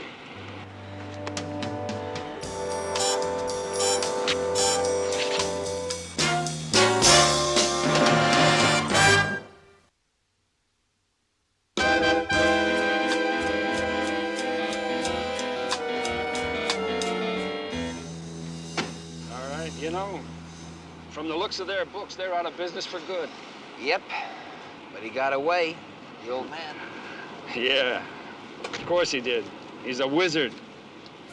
He's a what? A wizard, buddy boy. A master of magic.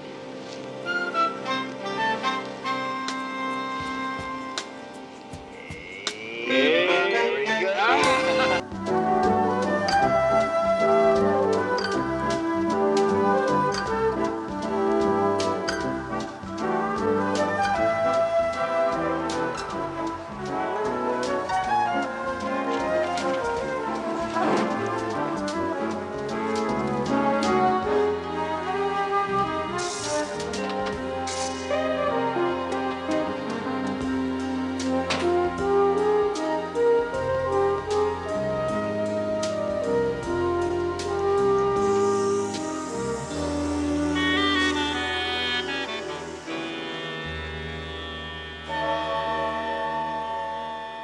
going to count it? Now what kind of a thing is that? No, of course not. But I do want to talk to you. Look, I just want to get got the dandiest notion. Clipped an article out of the school paper, from your college. Jeff, we're going to get you a better job. Now, look, I read the article. I don't want the position. Well, you haven't given it as much thought as I have.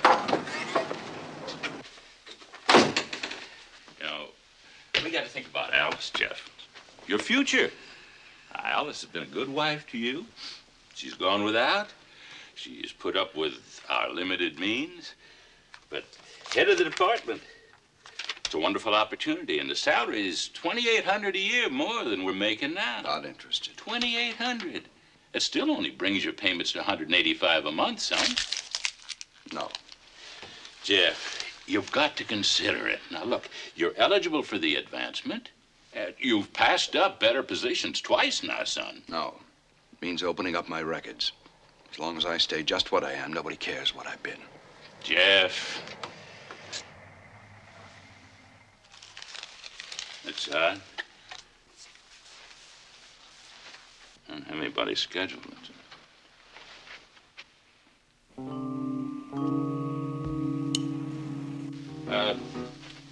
Jeff, would you mind stepping over here into the kitchen, please, and waiting just a few minutes?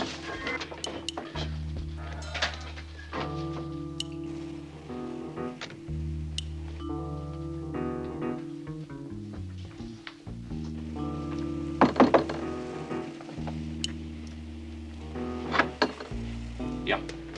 Mr. Dayton? That's right, sir. Borman.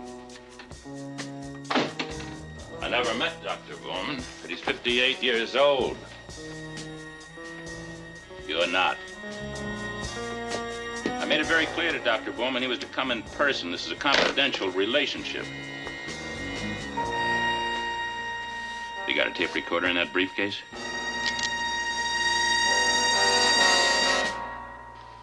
I'll take the file. All right. Just put the gun away. I'll get it.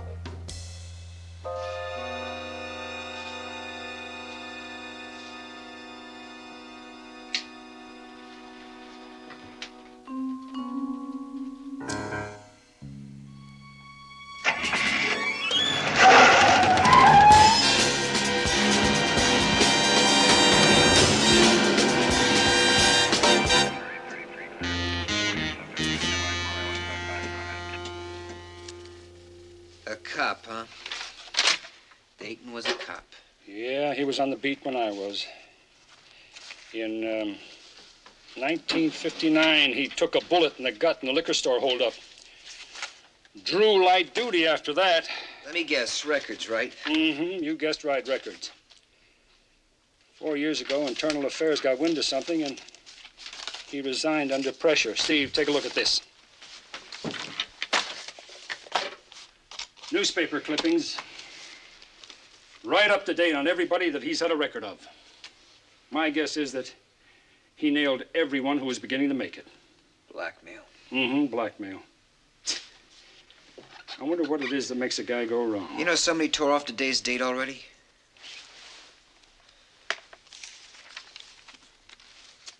Say, maybe the lab can make something from the impressions.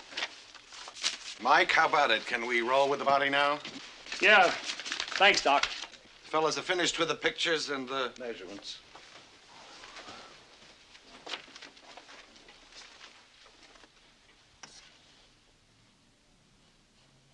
Yeah, bullet's been pried out. Check the others, will you, buddy boy? Think this one's still in here.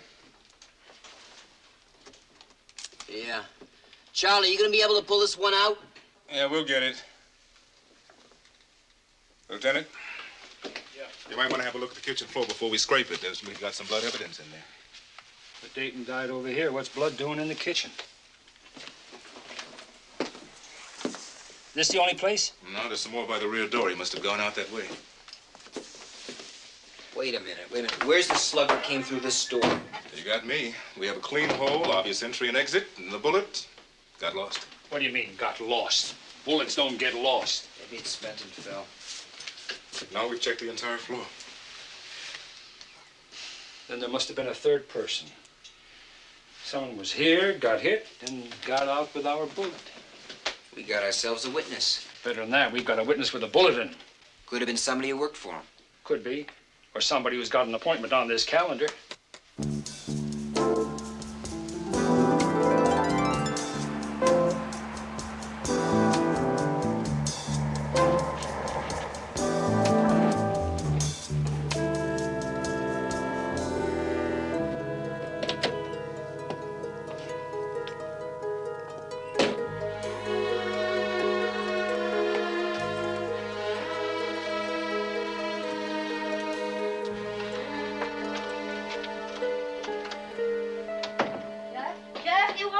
I'm home. Oliver Lake was here. The young boy that you were supposed to tutor at 1:15. So I blew $10. Well, that's a great attitude. That's really great.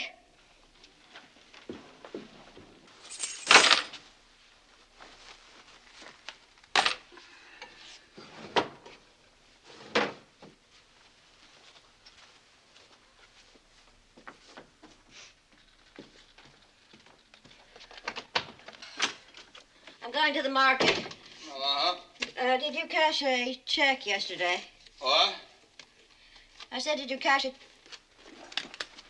I'll be at the store.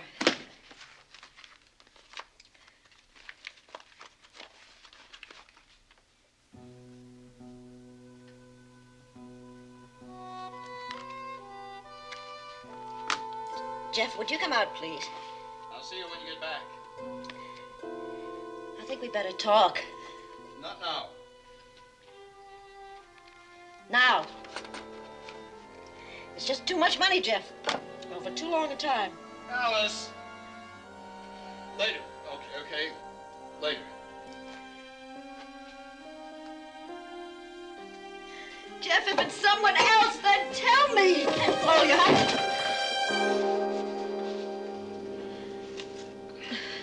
What happened? I'm not sure what happened. There's a bullet in my shoulder. I'll get Phil. No! Doctors have to report gunshot wounds, Alice. But you need medical attention. You can't live with a bullet in your shoulder. Well, I'll just have to try.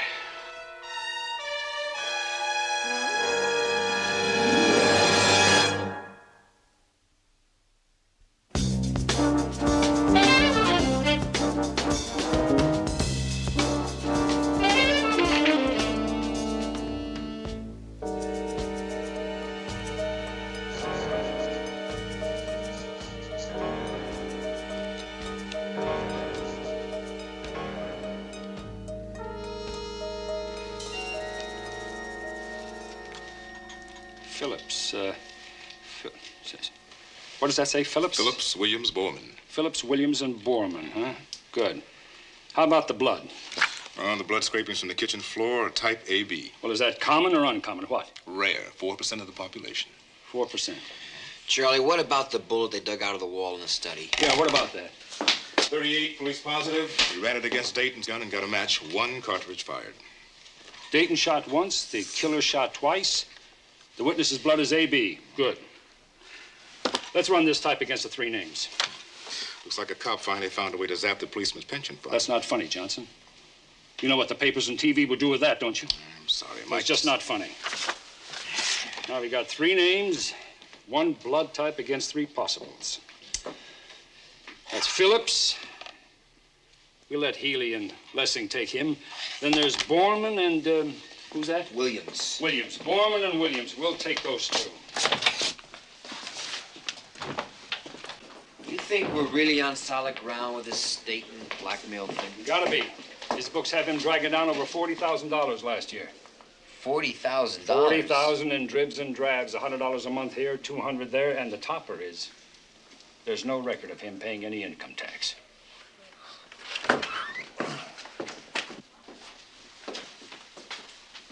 Hey, Dan, got the coroner's report? Being typed. I'll pick it up in 10 minutes. Let me have what you've got on Phillips and Williams. I'm just looking through this stuff at Dayton's. Looks like a cop finally found a way to make a decent living. Dan, it's 5 minutes to the coroner's office and 5 minutes back. That's 10 minutes. Okay, Mike. And on the way, check at the desk and find out if any doctors called in on gunshot wounds. Right. Phillips, Albert A. Conviction of child molestation, 63. To year Chino. Probation concluded in 66. Put Lessing on it. Right. Williams, Jeffrey David. Murder 2. Conviction 1943. I was just 18 then. Didn't even have my driver's license yet. I was sitting in the car waiting. I heard the shots from inside the gas station. 3 shots. Jimmy ran out, jumped in the car, and we drove up. Is there any of that bourbon left, Alice? I could use something. Of course, I'll get it. Well, we sideswiped another car a few miles away. A police car took off after us. Jimmy lost control. We ran off the road, turned over. Jimmy was killed. I was arrested. And you had nothing to do with the shooting. Pretty hard to deny it. I needed a fix as badly as Jimmy did. What? I was an addict, Alice. Almost 2 years then. Before it was fashionable. Anyway, the gun was found in the car, and the money from the gas station register. It was an easy conviction.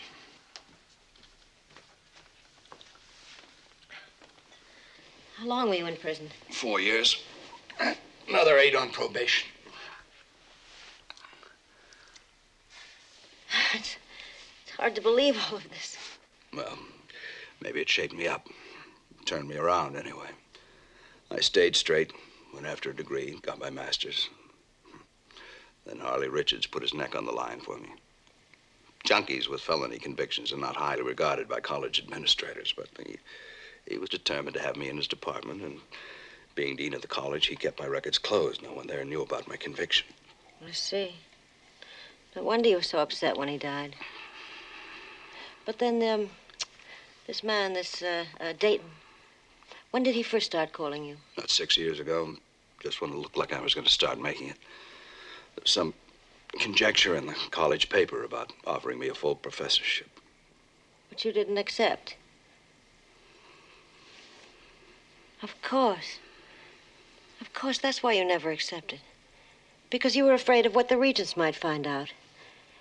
But then it had nothing to do with my being too ambitious or your being afraid of facing responsibility. Oh, darling, I've said such awful things to you. I'm so sorry. No, Alice, I'm sorry. I'm sorry I didn't tell you a long time ago. For all the money that went to Dayton, money that should have been yours. All the nice things I wanted you to have. It doesn't matter. It's over now, All over. Now we just have to get you to a doctor. No.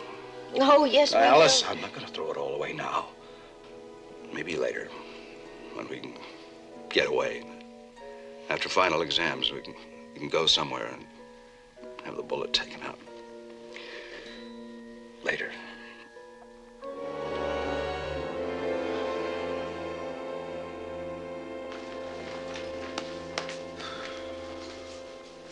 You know, Mike, there's no record of payment on this guy Borman. Last name on the ledger, today's date.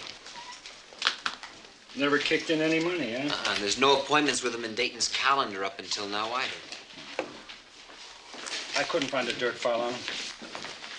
Coroner's report. Hey, Mike, that stuff I said before about Dayton. Forget it, Dan. Just forget it. But if by any chance you're thinking of moonlighting out of R&I, just remember that Dayton got his last payment in one lump sum. Well, if the end of that finger is either 22 or 32 caliber, that'd make it about right. Coroner says that Dayton was killed instantly, single gunshot wound, apparently 22 to 32 caliber bullet. Even though the slug wasn't recovered, he figures by the clean exit it was a steel jacket. How much money do you have on the body? 530 cash, another 150 in plain envelope. Time of death? Between 11:30 and 1:30. Got a suspect? Yeah. Dr. Marvin Borman. Spell it out. Manslaughter, drunk driving, 59, did 11 months in probation. But listen to this. 63, conspiracy to commit assault and battery. Borman hired a Jerry Casey to commit assault on Gordon Dawson, a man who threatened to bring malpractice charges. Number one. He's our number one. A guy with a record. He's due for his first appointment with a blackmailer, but he doesn't go in with cash, he goes in with a gun. Come on, buddy boy. We got our first house call to make.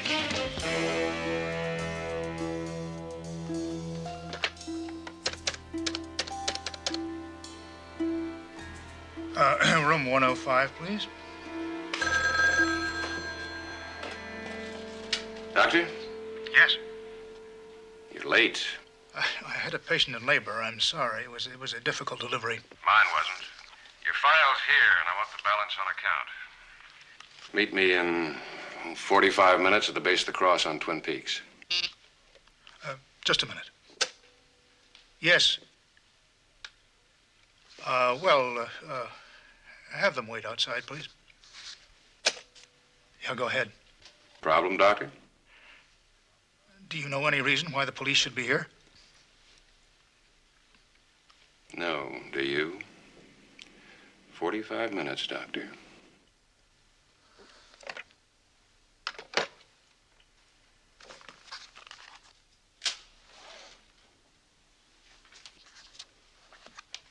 Yes? Lieutenant Stone, this is Inspector Keller. I believe you knew a James Dayton. No, I don't think I do. Well, that's very strange because you had a 2 o'clock appointment with him today. Gentlemen, I don't know what this is about, but I'm pretty certain that I can prove that I was at my hospital from 10 o'clock this morning till just a few moments ago. And I never met this man, I'm sure. Never. Well, how about phone calls? Did he call you to discuss your prison record? No. Dr. Borman, may I ask you your blood type? No, you may not ask me my blood type. Well, do you object to being examined by a police physician? Yes, I object very strenuously, just as strenuously as I object to these insinuations. Now, if I'm a suspect, I'm entitled to counsel. Isn't that the truth? That is the truth, Dr. Borman. And you know, I think that you were probably in your hospital when Dayton was killed. And I tell you what else I think. I think that you hired someone to deal with a blackmailer. That is not true. Here, let me throw that away for you. Wait, no, that's mine. Give me. I'm sorry. I thought you were through with it by now.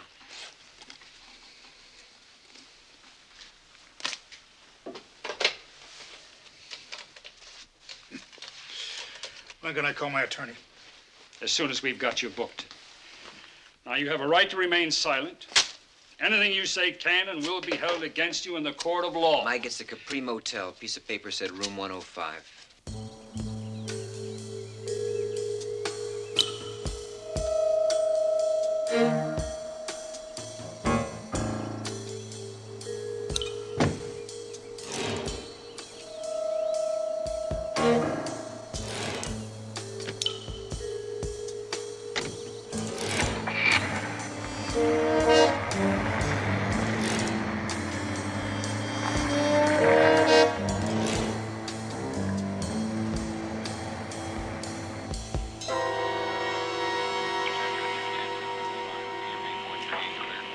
Can you describe him for us?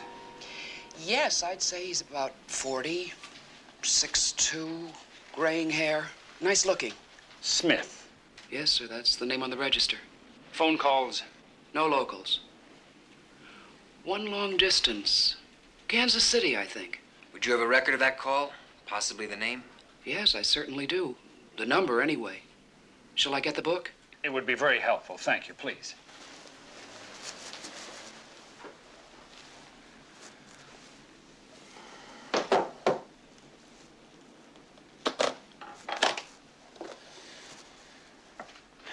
Kansas City newspaper. Magazines. Mike, look at this. Compartment?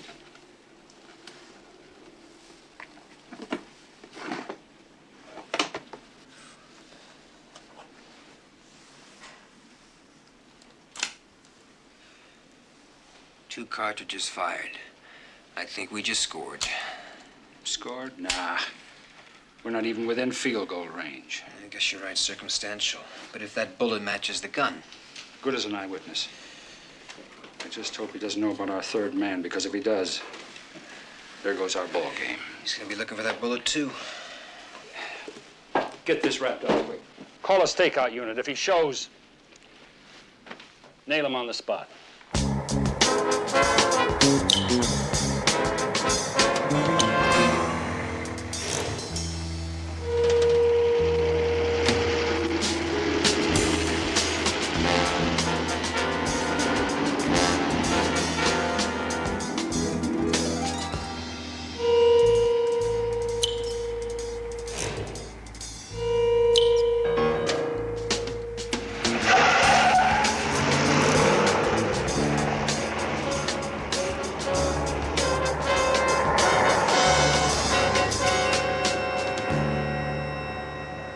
See, we found a full set of his books.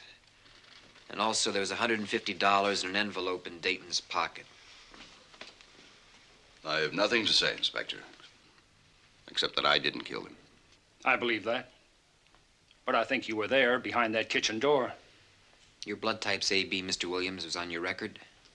It was also on the kitchen floor. Mr. Williams, we have the gun that we think killed Dayton. And that bullet could tie it all together for us. I'm sorry, Lieutenant. You know you can be subpoenaed. If you have a case. But you need the bullet for that, don't you? Mr. Williams, I can understand how you feel and why you'd like to keep it quiet and to yourself, but you do understand, don't you? That you could die with your secret. What do you mean? Well, I mean that Mr. Williams... The man who shot Dayton has the original calendar page. And if we can find your husband, so can he. If he's fool enough to stay around looking. I think he'd want to be as far away as possible, as quickly as he could get there. Well, he's a pro. And pros aren't in the habit of leaving loose ends, and you're a loose end. It's a very good deduction, Lieutenant, but just theory. Lieutenant, could I just have a minute alone with my husband? I don't have a minute, Mrs. Williams, and I don't think your husband does either. I don't want the coroner to give me that bullet. I want it from him right now, so come along. We're going to the hospital. I don't think so, Lieutenant. You don't have that authority. You're a policeman. I shouldn't have to tell you the law. The law? I did some checking, and it seems that among our other personal guarantees in this country is the guarantee that our bodies are inviolate. Not even the Supreme Court can force a man to submit to a surgical operation. That's the law, gentlemen. And I'm sure that as officers sworn to uphold it, you won't do anything to make me break it.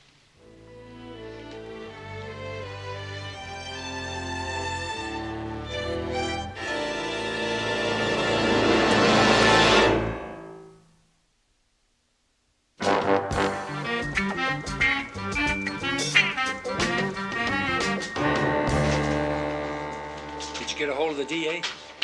And Judge Carlson, I got a unanimous verdict. Williams was right. The rights of homo corpus, man's body, are inviolate. Mike, we can't touch him. Homo corpus, huh? Great. No way to break him. Not the way I read it. The man we're talking about has coughed up almost $10,000. He had to live with this pressure for almost 6 years. Yep, that'd make him pretty hard, all right. Yeah, too hard to break just because he's got a bullet in his arm. I guess that makes our job much easier, doesn't it? All we've got to do is find the killer. Well, maybe Kansas City will come through. Yeah, did you get word yet? Yeah, the number's listed to a guy named Sid Winters. He's a big honcho in the local rackets.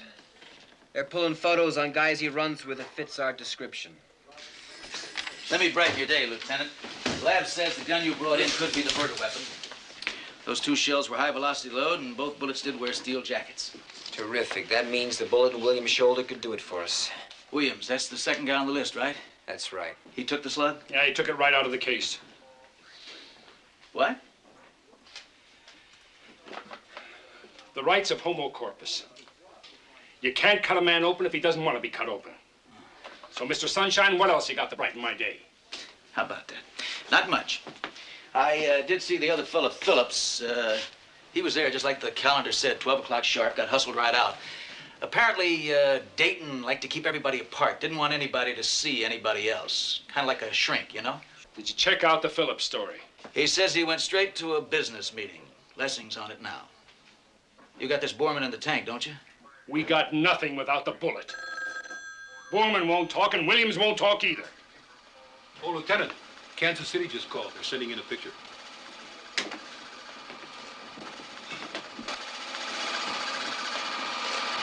Coming through, Casey. Well, that looks like the man the motel manager described. Yeah, we'll get it under her nose for a positive. How you doing, Kansas City? Good, good. This is Inspector Keller. We have some prints we want to check against this man. What's his name? Coyle, Victor Ray. That's C-O-Y-L-E? Right. Well, could you send us his full jacket, please, and maybe run another one of these through? Thank you. We're putting out an APB. Suspicion of murder.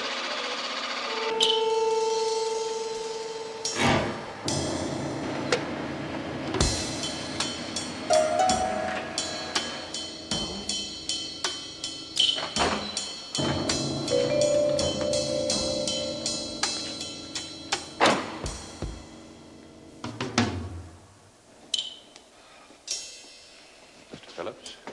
Yes? Would you come with me, please? What for? Just a few questions. Police? That's right. Any place that's private, we... Oh, this is fine. Hey, what's going on? I told you, fellas, I didn't see anybody. Move it. I haven't seen any ID.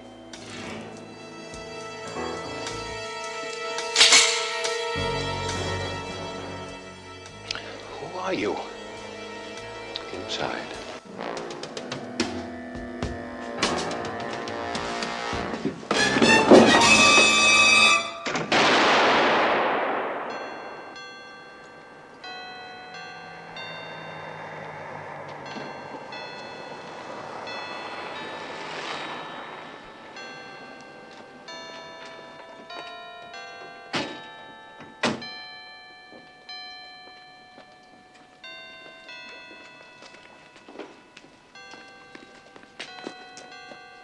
Seems we're late again.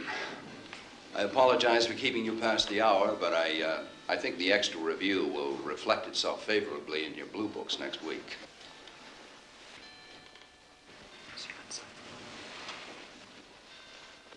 This will only take a minute.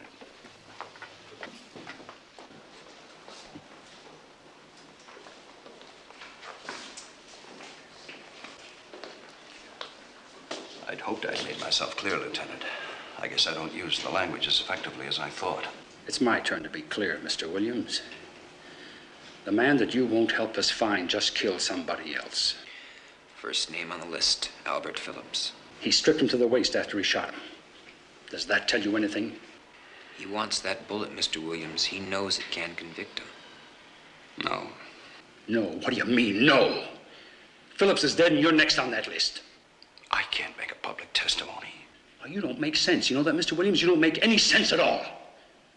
Now, if the lead in that bullet doesn't kill you, the next one will because it's going to be right on target. If I give it to you, what kind of a target will I be, Lieutenant? Now, it's a standoff, gentlemen. You can't use coercion by the school authorities, and you can't give it to the press. That'd be harassment. So, wait here a moment. Sorry to keep you waiting. Let's see, there was really only one other thing I wanted to touch on, I guess. You remember our discussion of Ezra Pound? He's a poet. I know. Sorry. You're also impressed with his erudition, his easy use of recondite images. Something like a Tokyo Rose, right? See, I told you, I know. You marvel at this contemporary man's command of the classics, the prodigious amount of work, the undeniable genius. And you all agreed that he was more than deserving of his rank as one of the greatest American poets of the 20th century.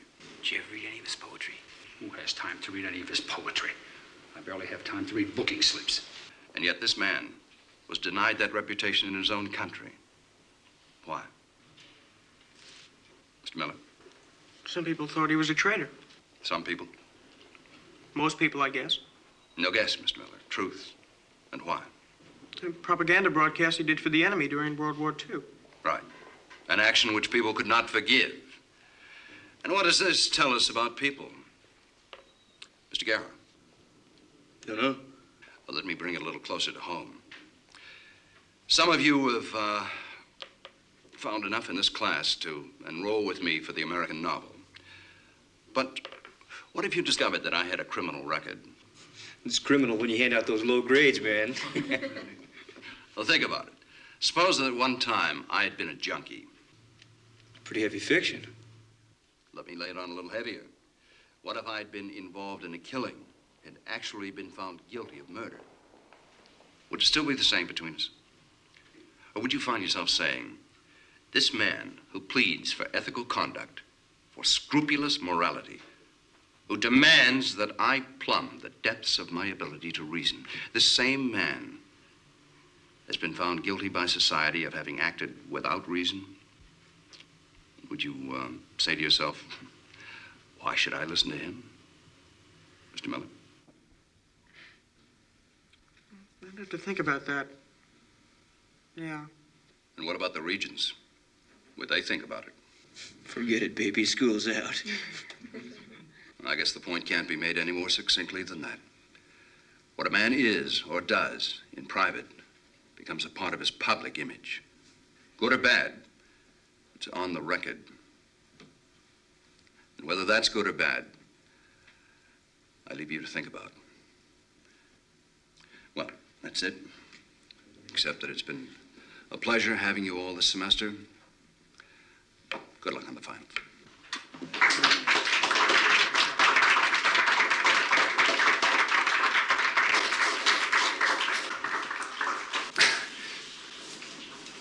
Maybe we could get out of here, all right?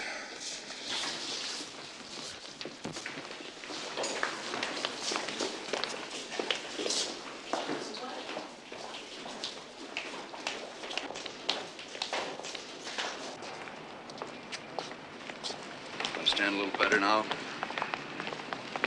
Oh, yeah, that routine about a man's private life and his public image being one.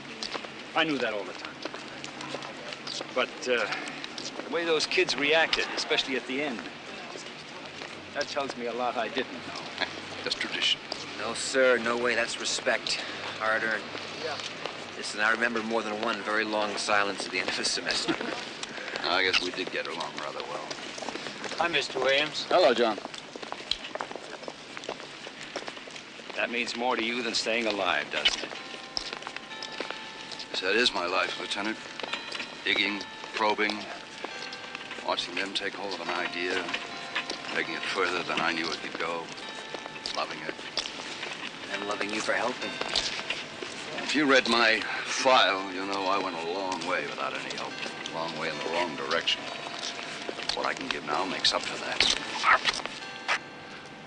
Let's get you to a hospital. No, I'm going to be all right. If you'll excuse me, there's some papers I have to get out of my office. Mr. Williams, there's one thing you said in your class. You being someone who demands ethics and morals from other people. Now, how are you able to equate that with allowing a killer to run loose? From what you've told me, Inspector, the killer is interested in only one person now. Now, if that's true and I'm the only one who stands to be hurt by it, that's a risk I'm willing to take.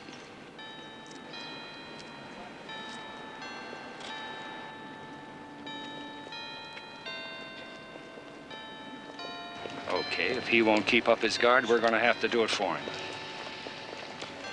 Let's get on the box. Tell him we're staying with him, and we'll get a stakeout unit for the house.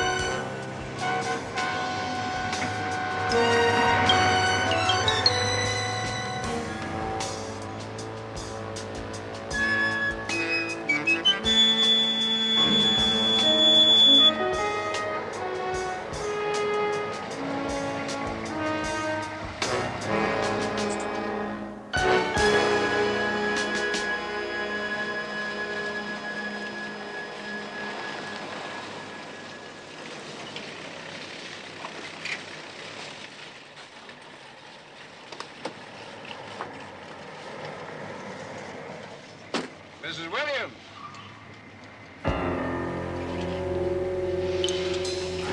Get in. I have your husband, Mrs. Williams. You want to see him again, alive.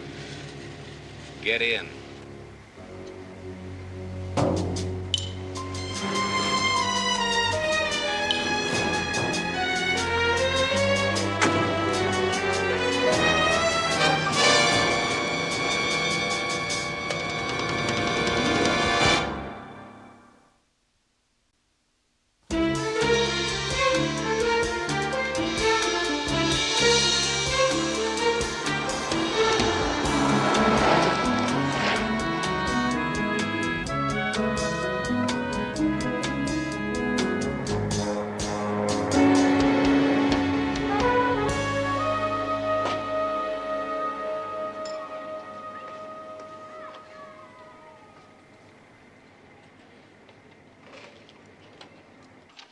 Alice?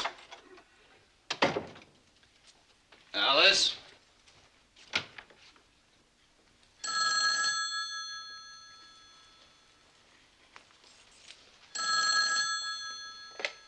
Hello. Jeff, Alice, I didn't know you'd gone out. I went to the store, Jeff, and... Mr. Williams, I have your wife.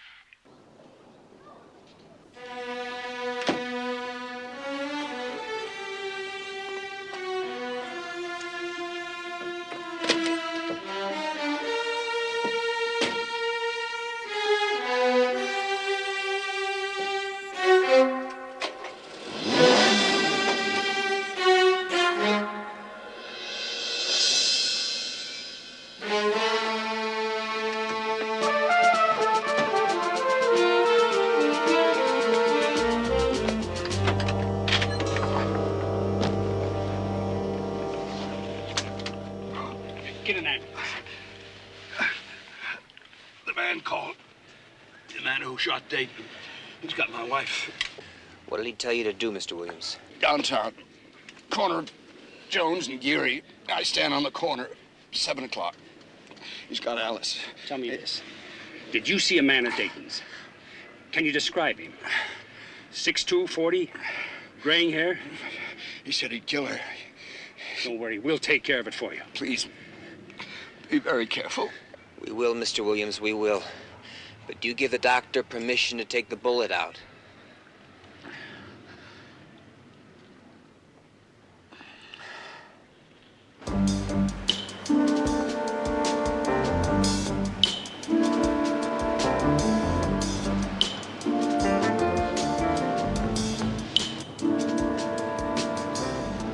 Stay to the right and slow.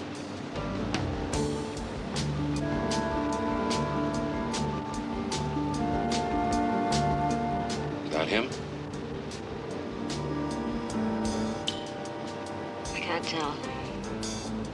it is your husband, stop. If it isn't, just keep going.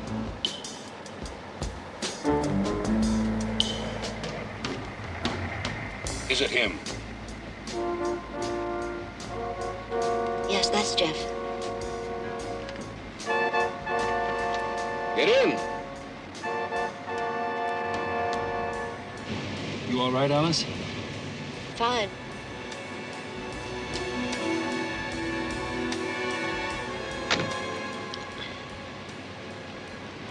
How's the shoulder? It hurts. Turn right in Geary and go straight, Mrs. Williams. Mr. Williams, sit forward. Go. Go!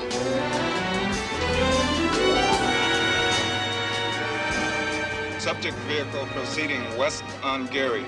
Do not intercept. Do not apprehend. Alert Inspectors 6368, Helicopter 1.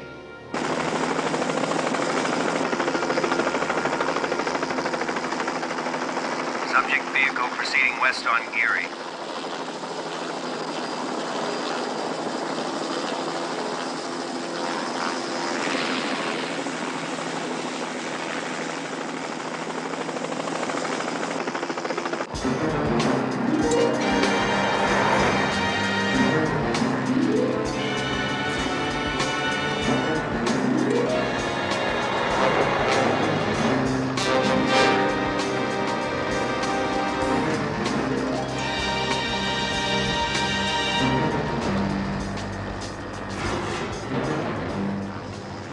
Straight ahead to Point Lobos, Miss Williams.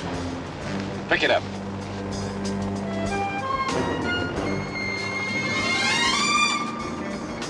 He's moving pretty good now. Heading out Lobos. Yeah. Put it on the box. Subject vehicle proceeding west on Point Lobos Avenue.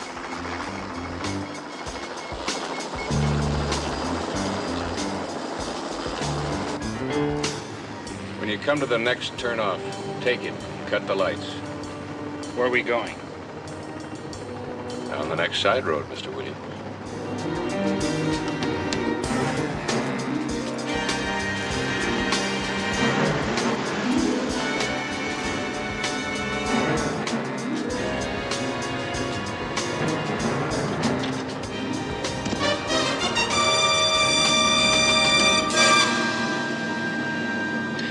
Get back on that thing, find out what the chopper's got. This is 8-1. We've lost contact. Subject vehicle just doused his lights and turned right on next side road west.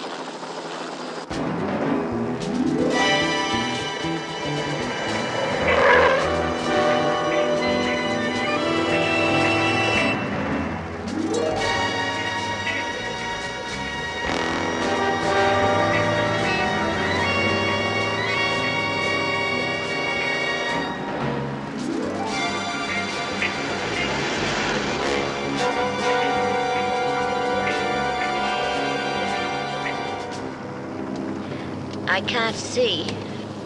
You don't have to. We're almost there. Look, what you wanted was a bullet. That's why I'm here. Now, there's no need to involve my wife. You're not a well man, Mr. Williams. Don't talk. Pull up here. Just to the right.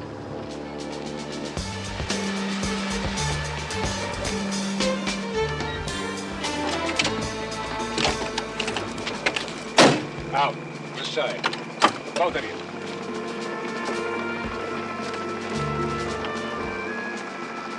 Right on out to the dock.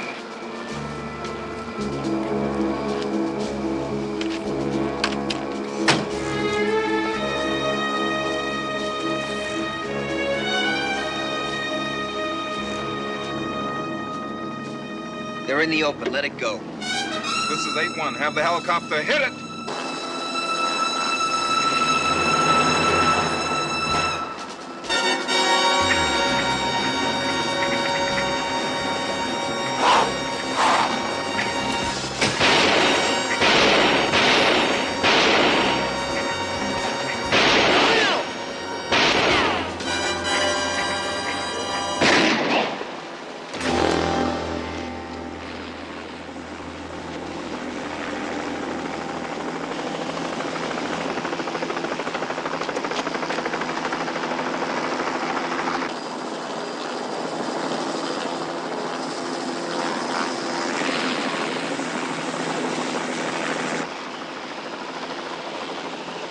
Well, I guess we're out of the woods, Mrs. Williams. Say, yeah, I think your husband's just getting out of surgery about now. Mrs. Williams, we have a radio in the car if you want to find out his condition.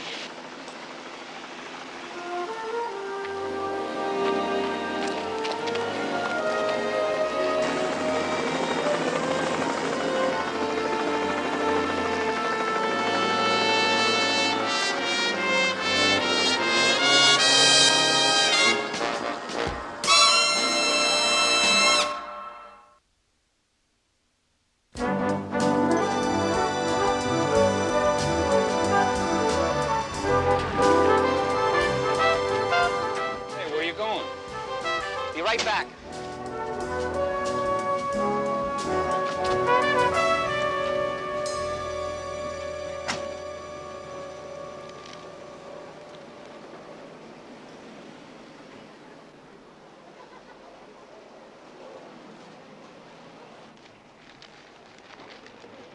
Okay, what's the big mystery? Mike, how long have you been a detective? Oh, very funny. Well, now, buddy boy, you've been with me long enough to know that I work one of two ways, right? Right. Booze or muscle. Take your choice. All right. We're going over to Williams' house for dinner Saturday night, right? Right. After dinner, we'll be sipping our brandy, congratulating him on how the Regents decided to keep him on, right? That's right. We'll be celebrating a man's whole new life. Exactly. But since when do you buy brandy in a bookstore? No. I'm thinking about after the brandy. After the brandy? Yeah. I don't pick up that clue.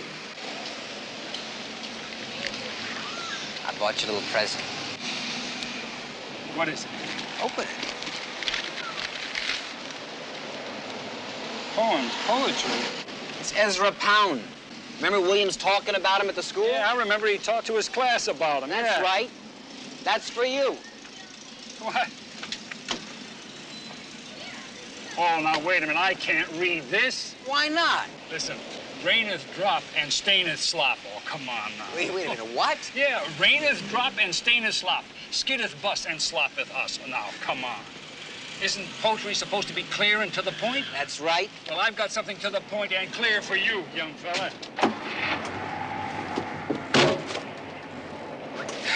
What is it? Sit quietly. You have a right to remain silent. Is that clear? That's clear. Anything you say can and will be used against you in the point of law. Is that to the point? That's to the point. All right, then get going.